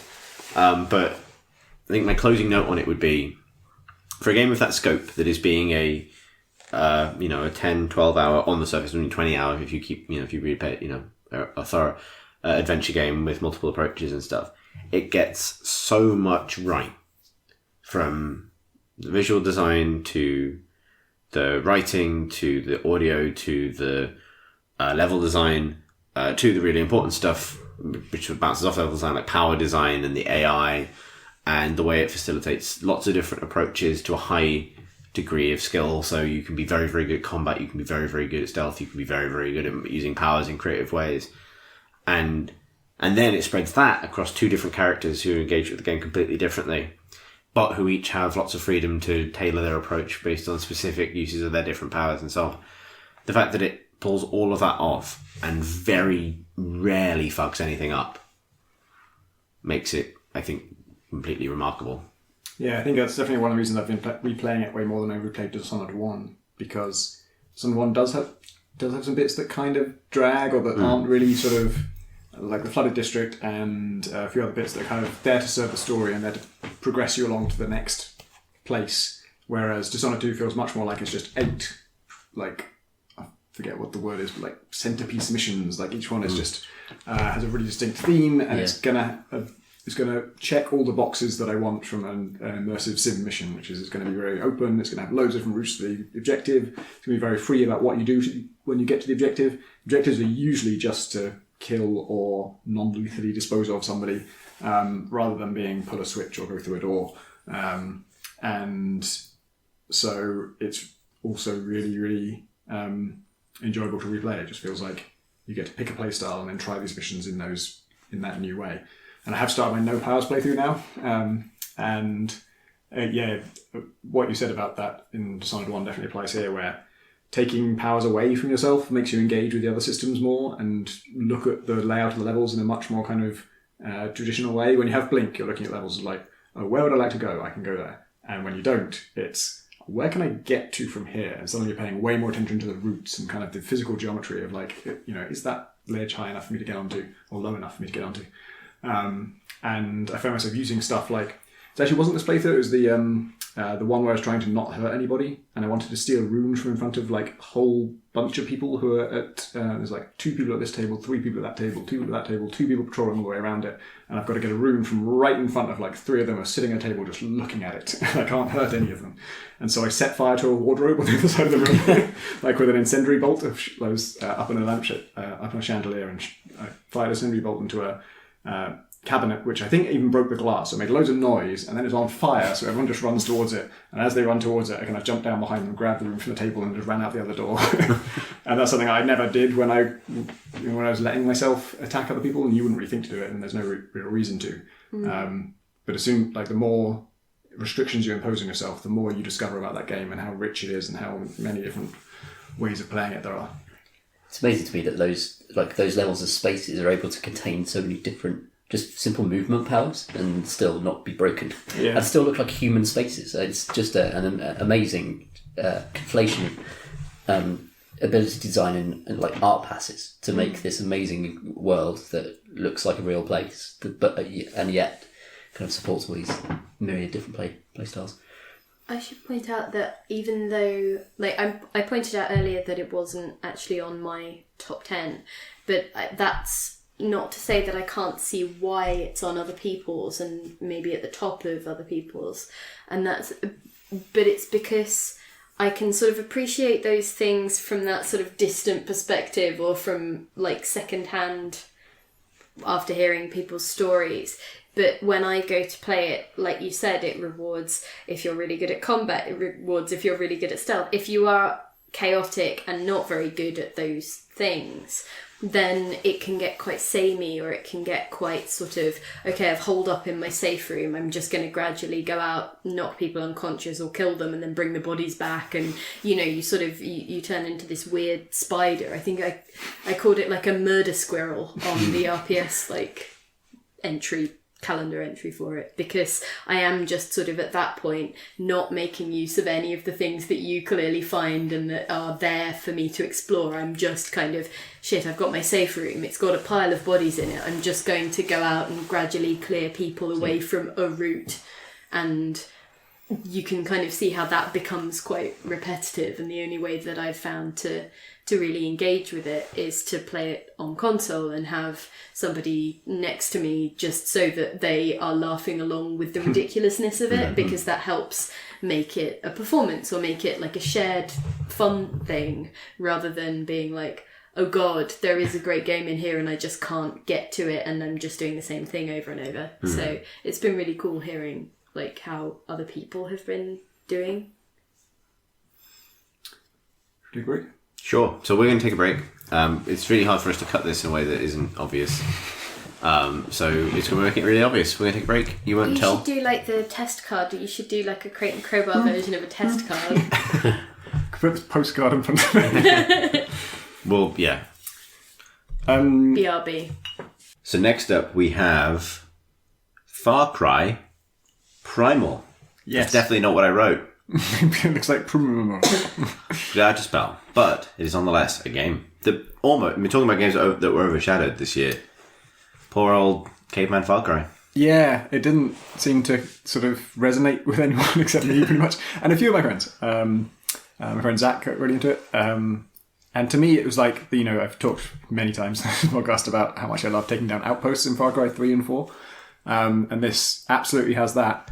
And the only things I ever used for that was like bows and knives and stones, all of which existed in the prehistoric era. And so all those are there. And then there's also throwing spears, which are just cooler versions of bows. There's the double bow, which is twice as good as a regular bow. And taking those down, they also feel like actually better designed in some ways this time through. They're prettier because they're more primitive, which just inherently makes sense to me. But often they'll be set into a cliff, and you'll have to, if you want to scout it out properly, you've got to go up, like scramble up the side of the cliff, or take a really long detour to get to that high spot, and then that'll overlook this village, and then scout out every guard that's patrolling, and you still tag them like you do in Far Cry 3 and 4. There is a fucking psychic owl, but I suggest you don't use that, because that spoils the whole tagging thing. You don't have to do it anymore because you've got Psychic Owl. And you can have the Psychic Owl attack people, which again spoils most of the kind of really weird supernatural things it did, you should just ignore. And I also don't even... Where is it from? I think you tame it early on. I can't remember. I think it tells you you're a wizard, and then you have to go to Hogwarts. I actually can't remember how you get the Psychic Owl, but it's... Can it, tell me what I'm thinking about? Sorry? Can it, tell me what I'm thinking? Pip, you can tell you what you're thinking. No, but I mean... So it's psychic in the sense that it flies up and sees all the guards, and then you know where the guards are. So it kind of... so it's a reconnaissance owl. So maybe you're psychic, and the owl is just a normal owl. Imagine writing a scene. Very tame, but normal owl. Imagine writing a scene where the main character obtains a psychic owl. And that's all he does with it. And it's forgettable. How do you write a forgettable version of that scene that you don't remember? The story I did not pay much attention to. I actually played it with subtitles off, and it's all in a made-up language. So if you don't have subtitles, there's literally no way to know what they're saying, which is great. But yeah, so taking down outposts is great and better than ever. It is astonishingly beautiful. I just can't believe how good it looks. And this is not just in my head, I don't think, because I was seeing it and like jaw literally dropping and hammering screenshot all the time. And then I post those screenshots, and other people would tell me, holy shit, that game looks amazing. Why didn't anyone tell me this game looks amazing? And the answer is, I don't know. I don't know why that wasn't a point that people made. Like, I feel like if it wasn't, I don't know who needed to release it and what they needed to call it, but there's some version of, like, developer and name that would have made people say, holy fuck, this game is the best looking game ever created. Was it because people got a bit stung by Blood Dragon, maybe? Or maybe it was like... There's definitely some Far Cry fatigue. They've done 3 and 4 are very similar. this... The marketing was terrible as well. I remember I got like an email about... I think the only email that sticks in my mind that I got about that game was really terrible because it was essentially, we made a gamer living room out of stone. And they'd essentially carved a gamepad out of stone. Okay, and like a game console and like a TV. But they hadn't even like done all of the things. Like I think there was... Anyway. To make it all lesson. Anyway. So those are the two great things about it. And the third great thing about it is the that it's just teeming with life. And they've done this a little bit in 3 and 4. There's animals, and the animals get into fights with bandits, and animals get into fights with animals. But it feels like they've taken it to another level with this. Like there's just so much wildlife everywhere. It's just crawling with wolves and deer and boar and bears and saber-toothed tigers. Oh my. And I just sat in a valley one time just watching... I think I was watching like a couple of tribesmen, and they seemed to be really intent on something, so I watched them and I realised, oh, they're hunting wolves.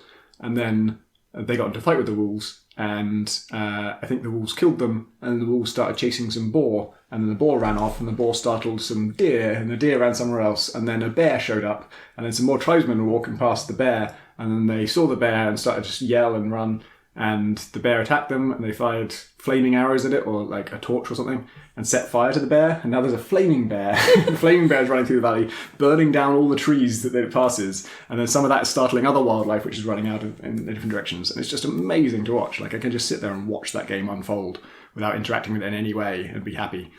And then, if you don't want to just watch it, you can then figure out how you sneak up on that group of hunters and take them out, or use the animals to your advantage. I would lure bears halfway across the world to get them to attack a village for me, so that they would start the fight. There was one where just like a single bear just wandered into a village, and I just watched it take the entire thing out. Not through direct violence necessarily, but through like, it would catch fire, the fire would burn down the buildings, people would run out of the buildings, and then they'd see the bear, then they'd attack it, then they'd run away from the bear and see another bear, and the bear would attack it. Bear's particularly flammable. This whole thing. Fire just comes up a lot. Like, you discovered it. it's because got lots of everything uses. else you can set fire to dies when you set fire to it, and bears are incredibly tough, so they can be set fire to and continue to exist and cause trouble.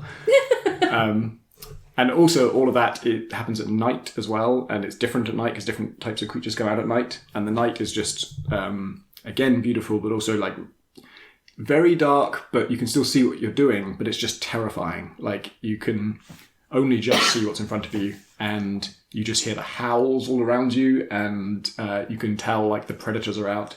And my first night in Far Cry Far Cry Primal was one of the most unforgettable experiences of just being in a proper wilderness, just being terrified of everything around me, sneaking through bushes, just wanting to get through it, and being like captivated by all the horrible things around me, like watching wolves hunt other animals, and hearing noises that I didn't know what they were yet, and just trying to survive. Sounds great. I really, that might be one of my Christmas games actually. Yeah, I completely missed it because it came out at a very strange time as well. Like, was it January? Like early January, as though it kind of slipped and fallen off the I think it was earlier this year, but I don't think it was as early as that. Maybe February. It was okay. a bit further in. I don't think it was later than February. Might be wrong. I want to see all of this wildlife, but I think I don't like Far Cry enough to. But I'll probably watch over your shoulder and tell you to take screenshots, maybe. And to be nice to the bears. Well, I mean, you with your sort of, oh, it's a flaming bear, but oh, the psychic owl, how boring. Like, Flaming bears aren't psychic, that's fine. You can set fire to a bear in real life, I'm sure. but I just say your priorities are all out of whack. It's because the flaming bears create interesting emergent mechanics, whereas the psychic owl just ruins the one good mechanic about intelligence in that game. That's why owls haven't evolved psychic powers in real life. You're quite right. They should know their place. Well, one thing that a flaming bear would definitely cause a systemic problem for is the protagonist of Firewatch. Very good. Oh, that's a flaming bear riding a Segway there. Wow. Through the woodlands of Montana. I didn't play Firewatch, as you can probably tell. It's Wyoming. Why Wyoming? I think it's in Arizona, actually. Tucson, Arizona. Wyoming, Montana, they're basically Is that the what same. Tucson is? No, it might not be. No. Tucson is, I think, yeah. I don't know. Not the blood and wine Tucson. No, okay. That's not like one of those weird... I'm going to go there and look at it. Don't. Like that for myself.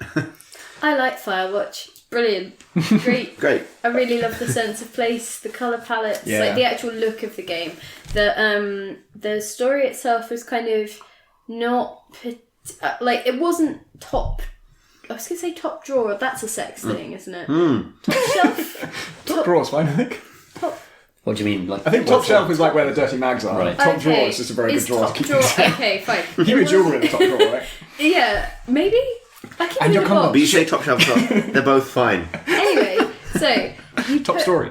It wasn't a top drawer story, but like it was like I liked that the protagonist wasn't necessarily someone who made appealing or lovable choices, I think. And I enjoy it. Freed me up to role play him as a bit of a dick, if you see what I mean. Like, I think in most games I feel a lot of pressure to play as someone nice because I'm conflict averse in real life, or I don't enjoy conflict as a result of those choices, and sometimes it's quite freeing to be able to do different things within a game space. And him sort of starting the game with a choice that I wouldn't have made or didn't necessarily agree with kind of freed me up to instantly distance ourselves and like sort of treat it more as seeing it as an experience through his eyes rather than me being the player in this space. Did you ever get your pictures developed and sent to you? I did, Brilliant. and I got a whole different set as well. Awesome. So I got the pictures that I'd taken in game developed, and yeah, that was kind of interesting for various reasons that I went into on a post on RPS that will probably be too long for this. Maybe we could link to it in the show notes or whatever. Sure thing. But I also got my screenshots, like I cropped them and developed them through a photo printer and stuff, and I really like those actually. Like there's some really kind of, that feels like maybe more of an accurate representation of my journey through the space, because I could crop them to be what I wanted them to be. And they feel, as a result, sort of more reflective of the mood that I had when I was in the thing, because I curated them slightly more and edited them a bit, whereas the others kind of had that almost, well, I mean, it's something that I remember from having more film cameras and disposable cameras, is that you take all of these photos to kind of record the moment, but then it was like, really? That was the moment? Oh my God! Yeah. Oh, wow. But yeah, so that was kind of cool. Do you guys play Firewatch? Yeah. I found it like a really beautiful walk in the woods. That was my takeaway Have from you it. played The it since story they've didn't added work that? for... Sorry? Oh, sorry. The story didn't work for the same reason it did work for you, in that it's, like you say, it's to sort of establish, put the character in an impossible situation, and then didn't really give you any options to be a nice guy about it, really, I felt. So I didn't like him, and so I didn't like being him, really, and so I never fully engaged with the story. Like, I didn't want to flirt with Delilah, and there are no non-flirting options, it's just flirt or ignore her, and if you ignore her, it still was really like, God, like, I should just be telling her I'm not interested, but I don't have that option, so... There were a few times where you could be snippy with her or let Yeah, I didn't want to be rude, I just wanted to be up front. Oh, I was rude. But just as a place, it was absolutely gorgeous, and I particularly loved the sort of shifts in light and colour of that place. Like, you're in the same area, not like different parts of the same map, but you can see the map from pretty early on. You can go to most places of it fairly early on, and often it's just revisiting as places. But you come back and they're transformed just because it's a different time of day and a different weather condition, and more than almost any other game, it makes those things actually have character and actually feel like unique scenes. Have you been back since they added the, like, free roam mode for it? Because I feel like if you were just not bothered about the narrative, then that would actually be a really cool thing that you might enjoy. Next on the list, we have Hitman. Hitman. Yeah, Hitman 2016. Yeah. I've taken to sort of just referring to the episodes as like, Hitman Sapienza or Hitman Hokkaido. I have just now played all of it. I've just caught up with it. For a while I was just getting really behind. And I think I kind of hit a bit of a stumbling block with the Bangkok mission. But now I've played Colorado and Hokkaido, and I think they're both really good. Colorado I wasn't expecting to be good because people had told me it's the only one where you're not in a safe area from the beginning. Like everyone there is hostile to someone who looks like Hitman. Like they look at you and think, "Hey, that's a Hitman. He's not supposed to be here." Hitman, huh? So you're going to assassinate some of us. Hey, we should shoot you. Oh wait, shit. But that had almost no bearing on my playing this game, or that mission, because my first run through, I think I finally figured out how to play this game, because it's very much a game that's designed to be replayed. On your first time through, you're never really going to know exactly how to do it. You're going to be stumbling into mistakes all the time. And it's very much a game that's designed to for you to come back and try different ways, but it also is really judgy, and it really wants you to play Silent Assassin. It wants you to get the Silent Assassin rating, and every time you do something that isn't that, it will kind of flash up red, non-target killed, or things like that, and mark you down at the end of it. And my first run, I think I got minus 80,000 as my score. And yeah, I played it completely stealthily. I was like fairly quick, I think. I took advantage of loads of opportunities, did loads of smart stuff, and I leveled up 6 times because I did so many different opportunities and feats and stunts and all the things it rewards you for. But I got minus 80,000 because I killed a bunch of people basically.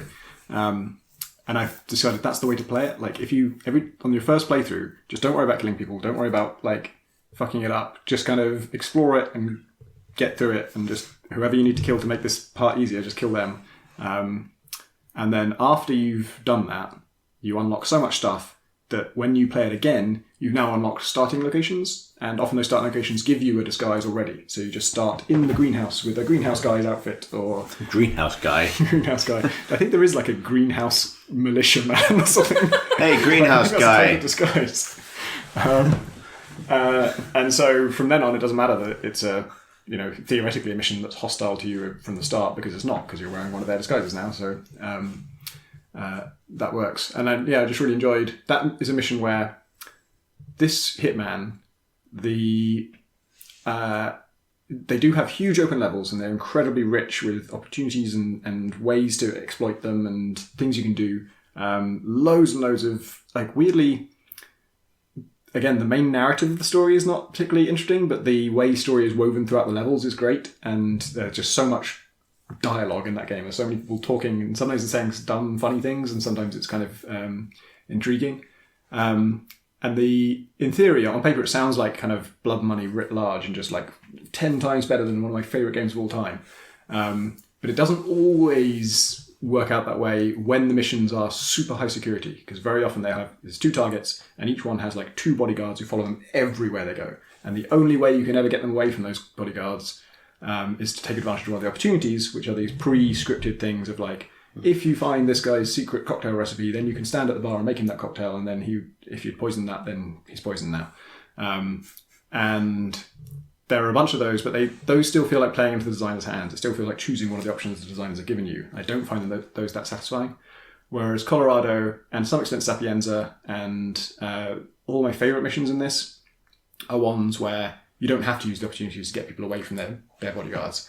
Colorado has 4 targets, and only one of them is really well guarded. The others just wander off on their own a lot. And it really reminded me of like what I love about Hitman, of just inventing my own solutions.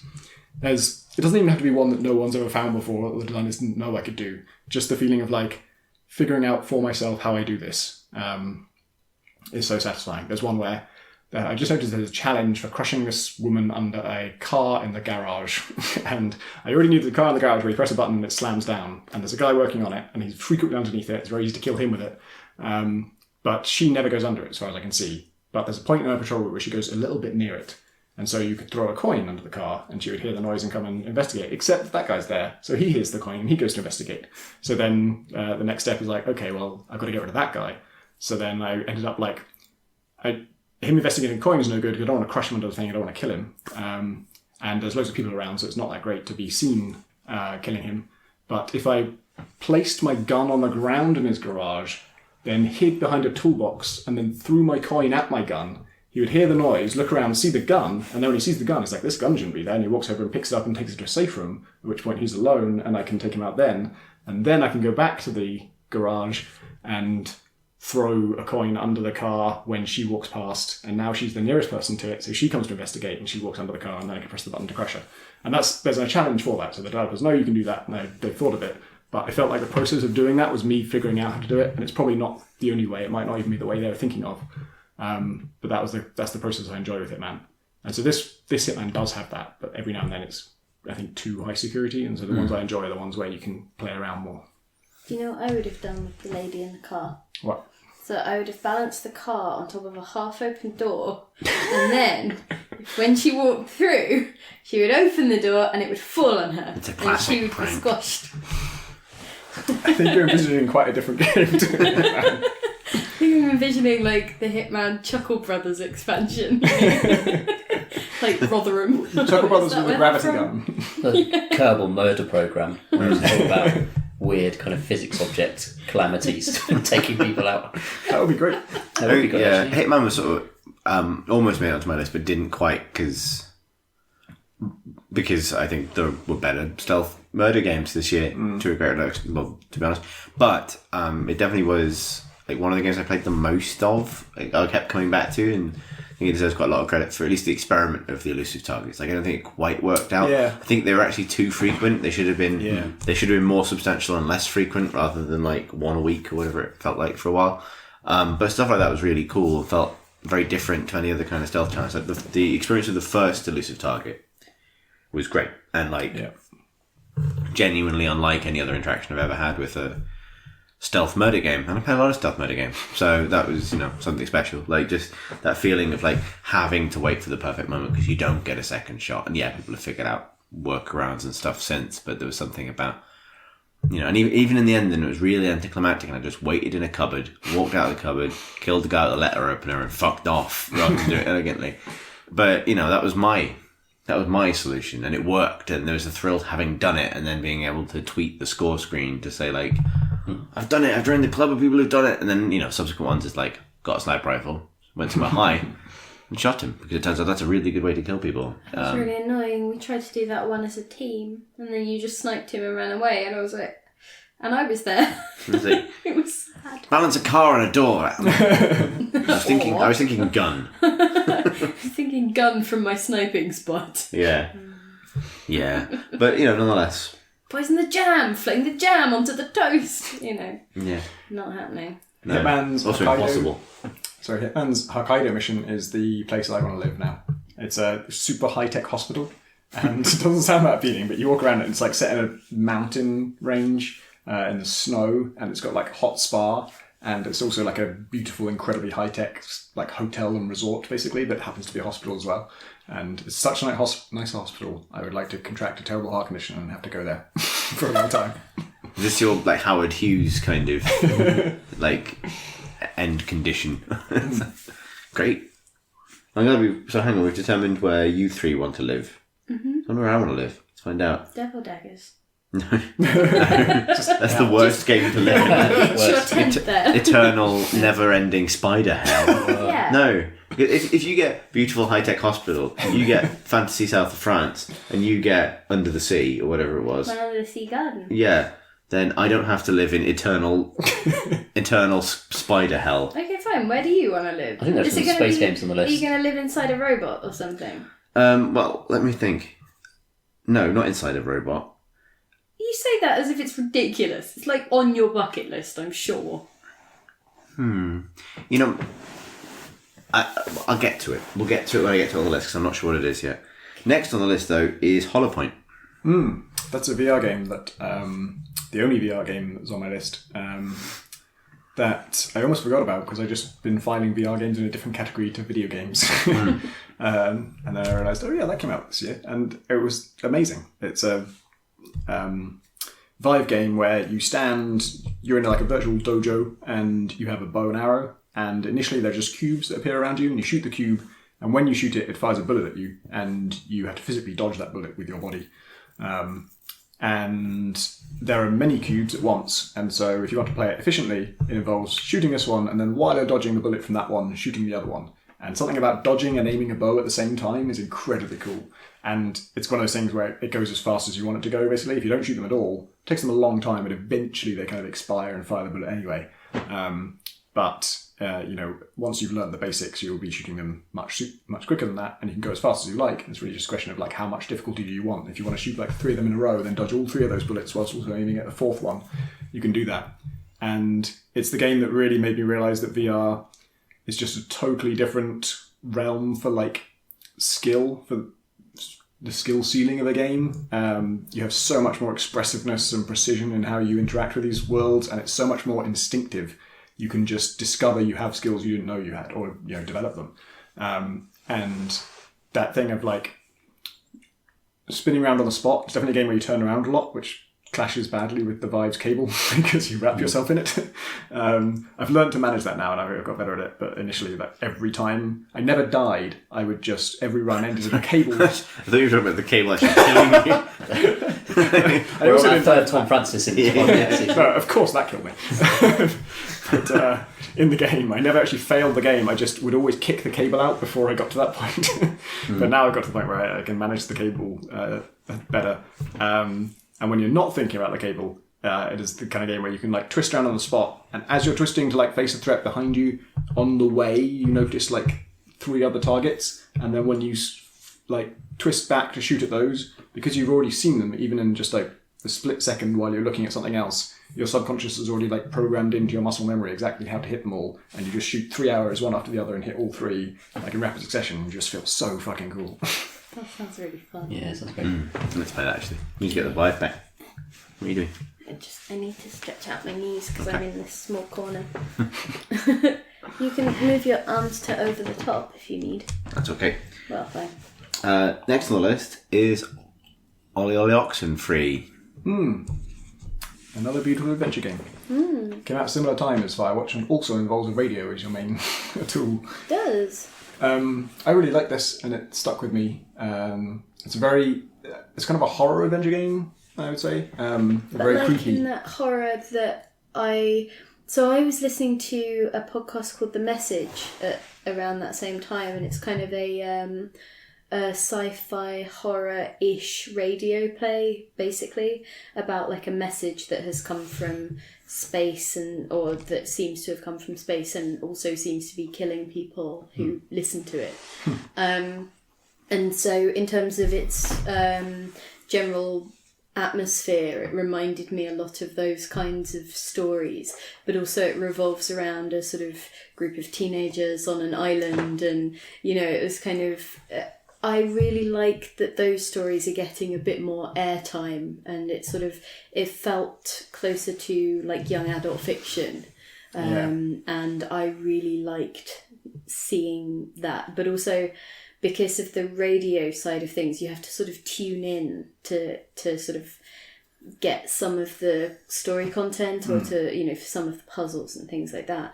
And it also does, so you get like a lot of this like crackling and whatnot, but in terms of the visuals, sometimes the actual sort of game screen will glitch out, and I really enjoyed that. It's kind of like there was a crunchiness to it and a kind of like out of focusedness or sort of that visual noise that just really fit well with what the game was actually doing. It's funny, in the same way that the West Wing kind of popularised the walk and talk in dramas, this kind of invents the walk and talk for adventure games, in that the conversations happen while you're moving around the world. Yeah. And they can also be layered on top of, like, while you're talking to your friend, you can move up to something and interact with it, and your character has something to say about it, and she will interrupt her friend to talk about it, and maybe even ask him about it, and then he'll respond to you, and then when he finishes, you'll get back to the conversation you were just having, all while moving around the world, and things are going on. And that just works so well. It like flows so much better than most adventure games. A few bits of it were a bit wonky in that sometimes you'd click on a thing and it would wait until that other person had finished speaking before it kicked in. And so you'd sort of get used to that, but then you'd try and do that again and it would instantly interrupt them, and you're like, oh shit, I wanted to hear what they had to say, and now they think I'm rude or, whatever else. But I haven't been back to play the New Game Plus thing, though. That's probably on my list of Christmas things to... How does that work? I do not know. I am going to find out. Because usually that's the thing where now you start the game fresh, but with all the abilities you unlocked. I just saw the title of a news article that I think Alice wrote, and it was like, hey, it now has New Game Plus. I was like, great. When you played it, had anyone else on your friends list played it? I was playing it for review, so not so much. Do you know about what it does? You were telling me about it that's great. at dinner the other day, I think. It sounded really cool, but I didn't experience any of that because it was just me. Only old Pip. Yeah, solitary. Speaking of the game that I might live in, have been enjoying Stellaris, and I appreciate I've spoken about Stellaris on the pod relatively recently. I'm not just saying that because it's space.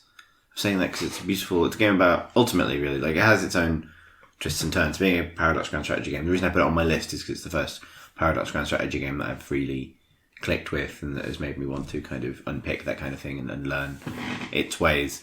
But its biggest strength, because they've released updates and patches to address its weaknesses, which are often the mid and late game, is the opening of that game, which is all about sending off science ships into the void and scanning planets and discovering star systems and encountering, anomalies and sort of hints at prior civilizations and then eventually encountering your first alien civilization. And even as a very, removed, sometimes rather mathematical grand strategy game, it has these great moments, these sort of great sci-fi moments of first contact and sort of mysteries out in space and so on. It kind of makes me sort of wistful for, life on a futuristic science barge, scanning rocks. As a human man. As a boring human man. I love the influences it draws on. Like, there's loads of kind of Arthur C. Clarke ramas in there as a thing you can find pretty much. And it made me kind of really want a 1X game that's just exploration, basically. Because that's, for me, it's always the most successful part of any given 4X is uncovering the map and finding exciting new things. And maybe that's just a totally different mission goal than what that game was going for. But yeah, I just want to do that a bit forever. I think Stellaris does it really well, though, and it lasts a substantially long time. They do a great job with it, and it is by far the strongest part of the game that I've played of it so far. The structural kind of empire structuring stuff always feels like tedious busy work in the background, just to enable me to do more of that stuff.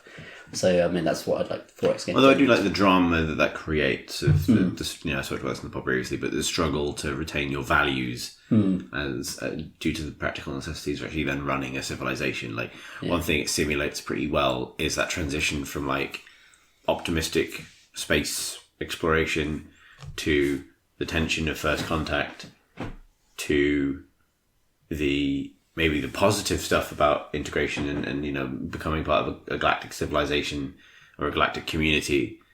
And you start to pass edicts with regards to having inhabitants of your planets that aren't the same species as you, and you start to gain the benefits of free movement between sort of stellar empires, and it's a really interesting thing. And then you get into the sort of the tensions of federation politics. And so through this, you can basically map out at least the rough outlines of almost every series of Star Trek. Right. Because then by the time you get into the mid game, you're talking about galactic threats and sort of, civilizations that you can't trust because they are warlike or whatever.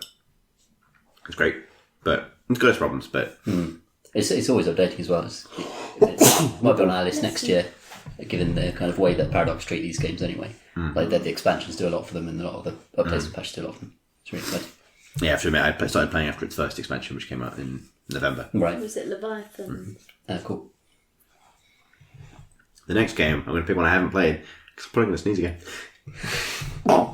Bless you. I wish I could edit this, but I can't because of the video. Yeah. You could dive out of shot. I could dive out of shot. It's Quadrilateral Cowboy, Tom. Hooray! Yeah, that's one where I had to I forgot about it at first, and then I had to sort of remember that although I played a whole lot of it outside of this year, it was still a game that came out in this year. And so I think a lot of I think the real moment that makes Warhammer Cowboy special is in quite an early mission, after you learnt the basics, there's a thing where you have to turn off laser grids. There's 3 different places, I think maybe 4 in the final game actually, where you need to turn off a laser grid, get through it, maybe disable a camera or something, then take 4 bolts out of a panel, take the panel out, connect your laptop up to the trunk line thing and steal some data, and in some of them you have to steal a briefcase, and each one requires you to kind of put down your laptop and program in a bunch of commands of like turn off the laser for 3 seconds, wait 1.5 seconds, then turn off the other laser, and then wait 4.5 seconds, and then turn off the first laser again, because that's when I'll be done with all the stuff inside and I'm going to be coming back out. And it takes you a lot, like there's a real process of iterating on this and figuring out, tweaking these values until they work, testing them, finding out, oh shit, I haven't left myself a big enough window of time and now I'm trapped in this laser grid room. And you can kind of save all that stuff, all the code that you've written to hack into the security system. You tweak it and then you save it. You can even like save it to batch files and run those separately.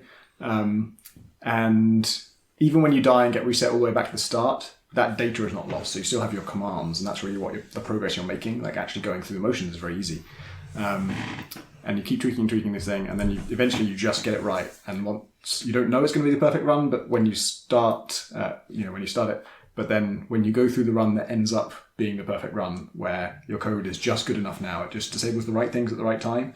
All the work that you've done has just been writing that. And then when the actual final run, you just press enter, and then you just walk through the level full of these really brutal, difficult security systems, and they all just turn off just as you arrive. You do your objective, and they turn back on just as you leave. And it feels like the building is just kind of working for you, like you're sort of, it's almost like an orchestra or something that you're conducting, and making each piece do exactly what you want to do, exactly when you want it to. Or like the scene in the heist movie where someone's done that. That's so much more satisfying because you had to go through that process of tweaking and perfecting that. And that's so awesome. Yeah, eventually you can, not spoil too much, but you can tie those commands to your blink, gives you a button to blink. And then, so you go into the middle of this facility, and I set up like a portable gun outside that was pointing through a slight slat in a window I'd opened outside, and then it was in front of a laser grid, and I'd set the coordinates of the aim bot to be pointed precisely at a switch, and there were 2 switches it had to hit. And when I do like a double blink, it would shoot, move down, shoot the other switch, and that would suddenly just activate 2 separate laser grids that I then just walk through just by blinking and activating it. And it's just a really empowering way of manipulating a game world. And all the more so for the fact you have to fucking type everything in. And you are actually just putting a deck down into the world and then typing into it. And there's a very kind of interesting kind of physical connection with the world, just tactile connection with it for having to do all that stuff that I found to be really part of the pleasure, though it might irritate some people, I think. But my favourite thing is if you put the deck down like half on the edge of the table and then you interact with it, you'll zoom into it to start typing, but as you're typing in it, it'll tip off the desk and your head goes down with it and you just fall on the floor so you're lying on your side still typing on it. Like in real life. Yeah. I said this before when we discussed it on the pod, but there's a bit where you put your screen down, and like sometimes you put like 2 screens down, and then maybe your keyboard down in front of you to place some of these objects quite precisely. And I was there's a bank heist where these banks are just towers above like an abyss, and so I just like put the monitor down or whatever, just put the deck down, and the deck just went just fell off, just went straight off the edge, fell into the abyss, and it's just like. Fucked it. Just got to press the restart button because there's absolutely nothing else to do. It's the most incompetent heist. The guy's just like, he's supposedly qualified. He gets there, just froze. That literally never happens in like spy fiction. There's that cliche sequence of like usually the sniper who like brings the briefcase up to the gantry in the opera house or whatever, and like opens it up, and his briefcase has actually got like a disassembled sniper rifle. He never gets it out and like doesn't know what the fuck to like, it screws it on wrong and drops, like, drops a really vital part. Oh fuck! Or even just forgets the code for opening the briefcase or something. It's like shit. It's great. I should also mention that like Brendan Chung's art and kind of artistic sensibilities are fucking awesome, and he makes these beautiful worlds in a Quake 3 engine or some sort of modified version of it at this stage, where everyone has big boxy heads and everything is quite low poly, but just full of detail and jokes, and I just love the vibe of Blender games. It might be Doom 3 for Quadrilateral Cowboy. Oh, really? I think so. It felt a bit different, like, but the same kind of aesthetic. Love it. Rad. That might be a Christmas game as well, actually. It's another one I meant to play but didn't get around to. Tom, you and I spent a lot of time playing Total War Warhammer. We have, yeah. And I think I didn't vote for it in, like, when we did our PC Gamer picks of the year. No, neither did I. But it is my personal pick of the year, like in the kind of separate kind of staff bits that we do. And I think it's because like as a strategy game, whatever, it doesn't feel as though it really massively evolves or streamlines the Total War formula. But as a kind of a way to engage with the fantasy of Warhammer, I think it's really successful and really quite accessible, and I love dipping back into it. Doing like a 2-hour campaign, it really allows you to just spend 2 hours playing Total War and not having to spend like Empire a whole week just kind of going through it all. It gives you the freedom just to enjoy just a very streamlined Dwarves versus Orcs campaign, and it's got to get out again. And it's been a really regular staple of my gaming this year, actually. It's just kind of fallen into a very comfortable pattern of just enjoying it. It's funny, it surprised me when I back and looked at my Steam stats just to see how much time I invested in different games that were new this year, and Total War Warhammer beat most things, like just in terms of hours invested. And that's partly because I did play a very long form campaign. Yeah. But yeah, like I didn't put it on my list either initially, and that was because I think it doesn't do a huge amount that's new relative to other Total Wars. And maybe that's the downside, is that despite having a very fantastical setting, it doesn't necessarily feel that different, even when you're talking about goblins and orcs and magic and skeletons and vampires and stuff. But it's a very successful rendition of that particular part of that setting. And also there is still that, and also I think because it is detached from history, it opens up sort of, I don't know, it felt like sort of okay to, I felt more at liberty to sort of experiment and try mad things, and sort of, it felt more encouraged to approach battles in a different way than I ever did with Rome, because my favourite Total War games are the Rome pair, basically. Yeah. But in them, they feel more like, obviously they're not simulations, but you feel they're attempting to recreate something of history, whereas this is trying to recreate something of another game setting, which gives it a little bit more freedom to solve some of those long-standing Total War issues, I think. It allows the armies to be super specialised. So you can have an undead army that just doesn't have any shooting, which you never really go into like, historical armies have some sort of ranged option, even if it's not just slings or something. Whereas for Warhammer, they can just focus down on what the army does and severely handicap it in a different way and make you work around those limitations. And also just the units themselves, I think it's more apparent what they can do. So even something like Shogun 2, which is one of the most accessible Total Wars, it's still got a lot of different types of subtly different samurai that look kind of the same, and you have to look at their stat sheets to really know what they're good at. Whereas the Total War Warhammer, you know that the giant knights riding griffins are probably quite good at charging into guys, and you know that the tiny little snotlings that are just these like 1.5 foot tall goblins probably not going to last very long in combat. Just as a much better communicated visually what these things can do. Yeah, a steam tank kind of tells you everything you need to know about what they're going to do. Yeah. And it's great. I think they've done a splendid job of modelling those units and going back to the source material and really just doing that fan service element. They've absolutely nailed it in that respect, I think. Yeah, need to do it for Age of Sigmar now. I'd love to see that. Me too. Yeah. I'd lose you both forever. Never see you again. Oh yeah. Oh yeah. Just be me and Tom doing a podcast, hanging out and talking about like opposites. Oh god, that's the opposite of what I want. That's not the correct use of opposites at all. I don't know what you're talking about. Next on the list is Thumper. Woo. Or to give it his full name, Thumper. Woo. I feel like that's in the same position as Devil Daggers in a lot of ways. Like, it's in a niche and it is so amazing at the things that niche requires. Like, it's a perfect rhythm action game. It's the best game this year of being an iron beetle riding an acid guitar string into hell. Yeah, exactly. And so it conveys all of that. It's got the right sort of crunchiness. It feels frantic, even though you can kind of control the thing when you get to grips with it. I think the only gripe that I had with it was that I don't agree with what you said before, that it introduces the abilities particularly well. I feel like it could do more in terms of tutorial. It never really explains anything. It's just kind of like, but I essentially something that you had done just by like when you saw the thing and you were doing the interaction, it was the right form of the interaction, whereas I was doing something that was like it would yield the correct result but it would be slightly wrong in terms of the input. Like I can't quite remember what it was. Was it like holding down when you just need to tap? I think I was holding something down like I was holding down an arrow key maybe and a space bar, and then letting go when I thought the crucial moment was. And sometimes that worked and sometimes it didn't. And it was because if I'd just sort of tapped it, it would have worked all of the time.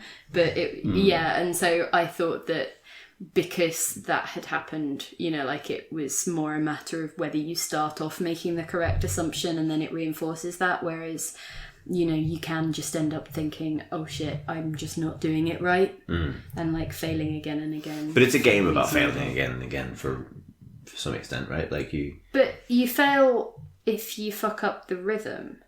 You don't fail because it hasn't imparted the correct input that you put in at that point. I think there is some degree of trial and error with that stuff, generally. But if it gives you the right result most of the time, but you're not understanding why it's going wrong the rest of the time, I think, and you just sort of get hung up on the idea that maybe you're just not timing it to a nanosecond correctly, when actually it's just a case that you hit the button and then it's fine all of the time. I mean, I think so. I think in that specific case, one of the things I quite like about Thumper as a rhythm action game is that it actually allows for like you can get through doing most of what you need to do, but in order to get through in the best way, there's actually quite a lot more you can be doing at any given point. So I think there is some degree of like wiggle room when it comes to like letting you survive off certain mistakes, but not others. But I understand that when you're talking about maybe having misinterpreted how a controller is supposed to be used, then it's not quite the same thing. Like when you're getting a basic input wrong, and when it works maybe 75% of the time, but 2 wrong things and you are dead and have to restart. Like that's the point where I would disagree. It's taught you well, but everything else was on point. Like it felt amazing to play once all of that was sorted out. Like the actual visuals were just so cool. It's like this organic metal. There's like a really cool beetle. Like it's really cool that you know that you're one mistake away from death because its wings get ripped off, but then sometimes they come like flapping back in, you know, like zoom back onto your chrome body. No, it looks so amazing. Cool. It looks amazing. I think I was lucky to play it on controller, like on a pad. Which seemed to, maybe that helps if like spacebar is quite a big key to get kind of inputs for sometimes. Maybe if it's a bit of a less precise tool. I think what I really enjoyed about it was that it kind of builds a lot of variety and kind of options into just a two-dimensional setup, right?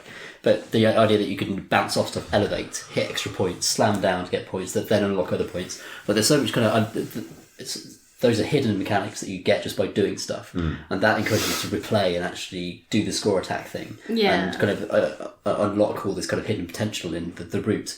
And the idea that it has all of that complexity in just such a narrow line with such focus is really, really, really cool design. And how it can like vary the experience, the feel, the difficulty, without seeming to have changed much. It's because it changes the music, because when you come down, it changes the stress of the beats and creates extra tension and noise where there wasn't previously if you're doing that. But also like the configuration of the different elements around the track, and the fact that sometimes it takes you into these pipes where you can't see as far ahead, or like, you know, all of that kind of stuff. It just makes it suddenly like, a lot more frantic, or a lot more kind of... It's really, really cool. I wish there had been a bit more kind of visual variety to it. I think across the whole, like, the colour palette is pretty much the same, and it feels the same vibe. I mean, it's going for one thing. It's like Death Attack. It's going for the one thing, and it nails it. But I was kind of done with it by about stage 7, I think, in terms of what it was presenting me. But I think it's a unique game and really fucking cool. I like it. It's nice. Yeah, it's not nice really. It's like hell. It's horrifying, but I like it. I tense my tummy a lot when I'm playing. It's like a good core workout. But every time there's a beat. Think of that poor beetle. Imagine that core workout he's getting. Yeah, it's got really hench, like with the wings, you know. Apart from the fact that they come off. Well, you know, but it's got to. They just slide back in. Like real arms. Well, I mean, just like, I don't know if he's got like a lot of shoulder. Maybe it's easier for that to happen. This is going to get onto weird territory. We're on to... I thought you wanted to speedrun this. Yeah, sure. We're on... Don't question me. Okay. It will go nowhere fast. We're on Animal Minutiae, so let's move on to Doom. Yay! Again, almost overshadowed now. Yeah. Because it was almost the best shooter of the year. but it's not. But but it's great, surprisingly great. Like I think everyone sort of didn't know what to expect from Doom, even though like Wolfenstein New Order was so good, no one knew what to expect from that either. So they're different studios. So if it had been, there are different studios, but under the same publisher. So yeah, I mean, you can argue that some of the sensibility might cross. And maybe it's fair to worry about Doom simply because by all accounts its development was relatively fraught, and id haven't really shone. Like Rage was okay, but it wasn't amazing. Tried to do too much, and the great hallmark of Doom, and by all accounts, something that maybe changed about it halfway through development, is that it doesn't try to do too much. It's like it doesn't try and really. It successfully modernizes Doom, which is the oldest FPS concept, pretty much, by not trying to modernize it in the way that everyone has previously tried to modernize stuff like that. So it doesn't try and do scripted sequences and puzzles, and you don't spend very much time reading email logs and wondering what really happened on Mars. You spend a lot of time kicking things in the face until bits of them come off. Yeah. And there's so much that's, very sort of throwback about it in that every level is a maze. You're talking about finding red keycards to open red doors. You can carry all the weapons you want. You are just a sort of walking arsenal that moves super quickly. It recaptures that element of the original game where you are running at 20 miles an hour everywhere you go and nothing really makes any sense. And it's as much about the soundtrack, and enemies are just sort of punctuation on this sort of, it's almost a rhythm action game actually, like this sort of like, little rampage you go on in every level until it's kind of cracked. But in addition to that, they've solved little problems with Doom and with shooters generally. So, rather than opt for like a regenning health system or something like that, which encourages you to take cover, or to encourage you to run away from the battle to find health pickups before returning to it, you are encouraged to do the melee takedowns on stunned enemies in order to basically like crack them open for health. Yeah. And that's a really clever idea because it means that the correct direction to be moving in is always like forward, whereas normally in an FPS the correct direction to be moving in is sideways. Like the circle straight for it, which is the sort of the most overpowered thing that no one has ever really done. And I love that little basic sort of root level recalibration of how you approach a shooter arena. Like sometimes you do need to be charging past a wall so that the hell demon attacking you from one side doesn't get you. But most of the time, it's a sort of like a triumphant charge through an arena, chaining together kills in the right way to crack it. And maybe you have to replay that if you die, but maybe not. Rather than either a stop-start progress through it or some sort of like, meticulously planned like pickup strategy or anything like that with sort of like knowing where to go in the arena to get the health of the armor at the right time. And it's just, brilliant 10 hours of basically that. And it's I was so convinced that the close combat takedowns were a kind of marketing gimmick that they could put in trailers. But actually when you go to play it, it's absolutely integral to the way that game works. And that combined with the way movement feels, like you're gliding across the world, and double jumping feels amazing in that game. Just moving around feels incredible. The guns look and sound amazing. It's just they absolutely focus on a few core kind of things and absolutely nail them. The kind of game feel of them. Phenomenal sound too, like phenomenal sound, music as well. Like they really nailed the soundtrack. Multiplayer's rubbish. Yeah, which is a weird thing to have fucked up, given that they got single player so right. It feels like a totally different game in multiplayer. It's really strange. Like a different studio has done it, which I don't think is the case. But like the multiplayer game is a game of unlocks and damage numbers coming off people in Doom, which should be this is a game that originally in its first incarnation famously kind of didn't fully do away with the health bar because it had health, but like its most its prime visual representation of how well you were doing was the angry bloody man's face point, like, what I mean? It's never a game that ever really wants to represent anything through something as boring as a number. It wants to show you everything. It's it never wants to be anything less than kind of like in your face about that kind of thing. And so the multiplayer, which was a bit sort of finicky, like it was okay. Like I had some fun with it. Yeah, it was alright. It was interesting because there are games like Reflex and the new kind of community Unreal tournament Epic are working on, the commercial community, that are trying to do the stuff that the Doom multiplayer should have been, because those movement systems already feel incredible. They've got all that down, then just turning that into just a point blank frag fest would have been just a joy, I think. Just a 10 minutes of fun every now and then. But instead it became quite a technical, kind of unlock heavy, almost halfway between power boosters and stuff like that. Yeah, so it was just a bit bloated, a bit weird. But the single player is fantastic, love it. And that brings us on to the actual best shooter of the year, which is Titanfall 2. Yeah. Which is also, for what it's worth, the last game on this list. Wow. Finishing on a high. Yeah. Do XCOM? Shit, I forgot about XCOM 2. It's not the last game on this. Do you know why that is? It's exactly the thing I said it would happen. That's the X by the XCOM, yeah. What about the top of I'm skipping some of mine, unless you want to go back to them. Well, I thought... Okay, never mind. For the sake of time, I'm skipping some of mine, but we can, if there's anything you would like to go off on the list.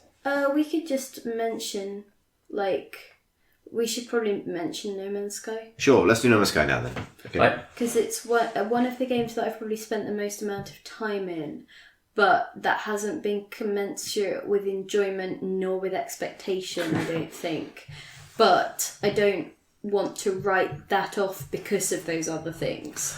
I originally had it on my list, and yeah, so sorry for saying I was going to skip it. It was just because it was only on my list. And the reason for that is I had a perfectly lovely time with it because I bought it. This isn't a case of getting it for free and not being disappointed. I fully accept that it didn't live up to its marketing materials. I think the response to it, while I understand individual disappointment and expressing that, the situation it's ended in with that community is nothing less than fucking embarrassing. Just disproportionate. For this hobby, it's a whole pack it up and go home kind of deal. Why the hell would you harass working human beings like that and on that scale? It's madness. But I had a perfectly lovely time with it, and while the distinction between expectation and reality is kind of hilarious in some cases, all I really wanted was a sort of a quiet jaunt through some brightly coloured planets, and for the 10-12 hours or so that I did that, I had a perfectly nice time. Yeah. I think I had similar, and I didn't exactly have expectations, if you say. I mean, especially given that I'd had a hands-on preview of the game. But again, I sort of would look at the marketing material and be a bit, that's not the game as it came out. But I also really appreciate the work that they're putting in trying to sort of find what the game is, if you see what I mean. But I think we've had this conversation before. I feel like they had a feeling they wanted to impart through the game, and then it was about trying to find the clothes to dress it up in to provide that for people.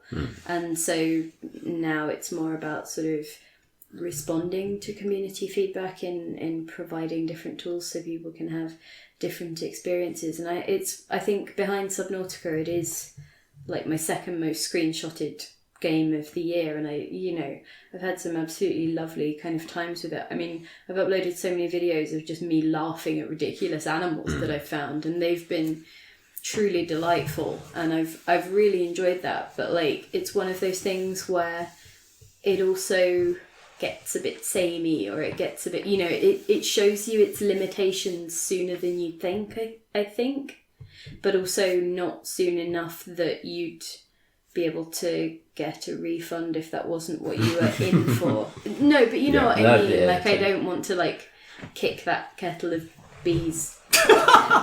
Is that not a phrase? No. It should be. Yeah, It's great. Okay. Don't do it. That, Certainly don't do that.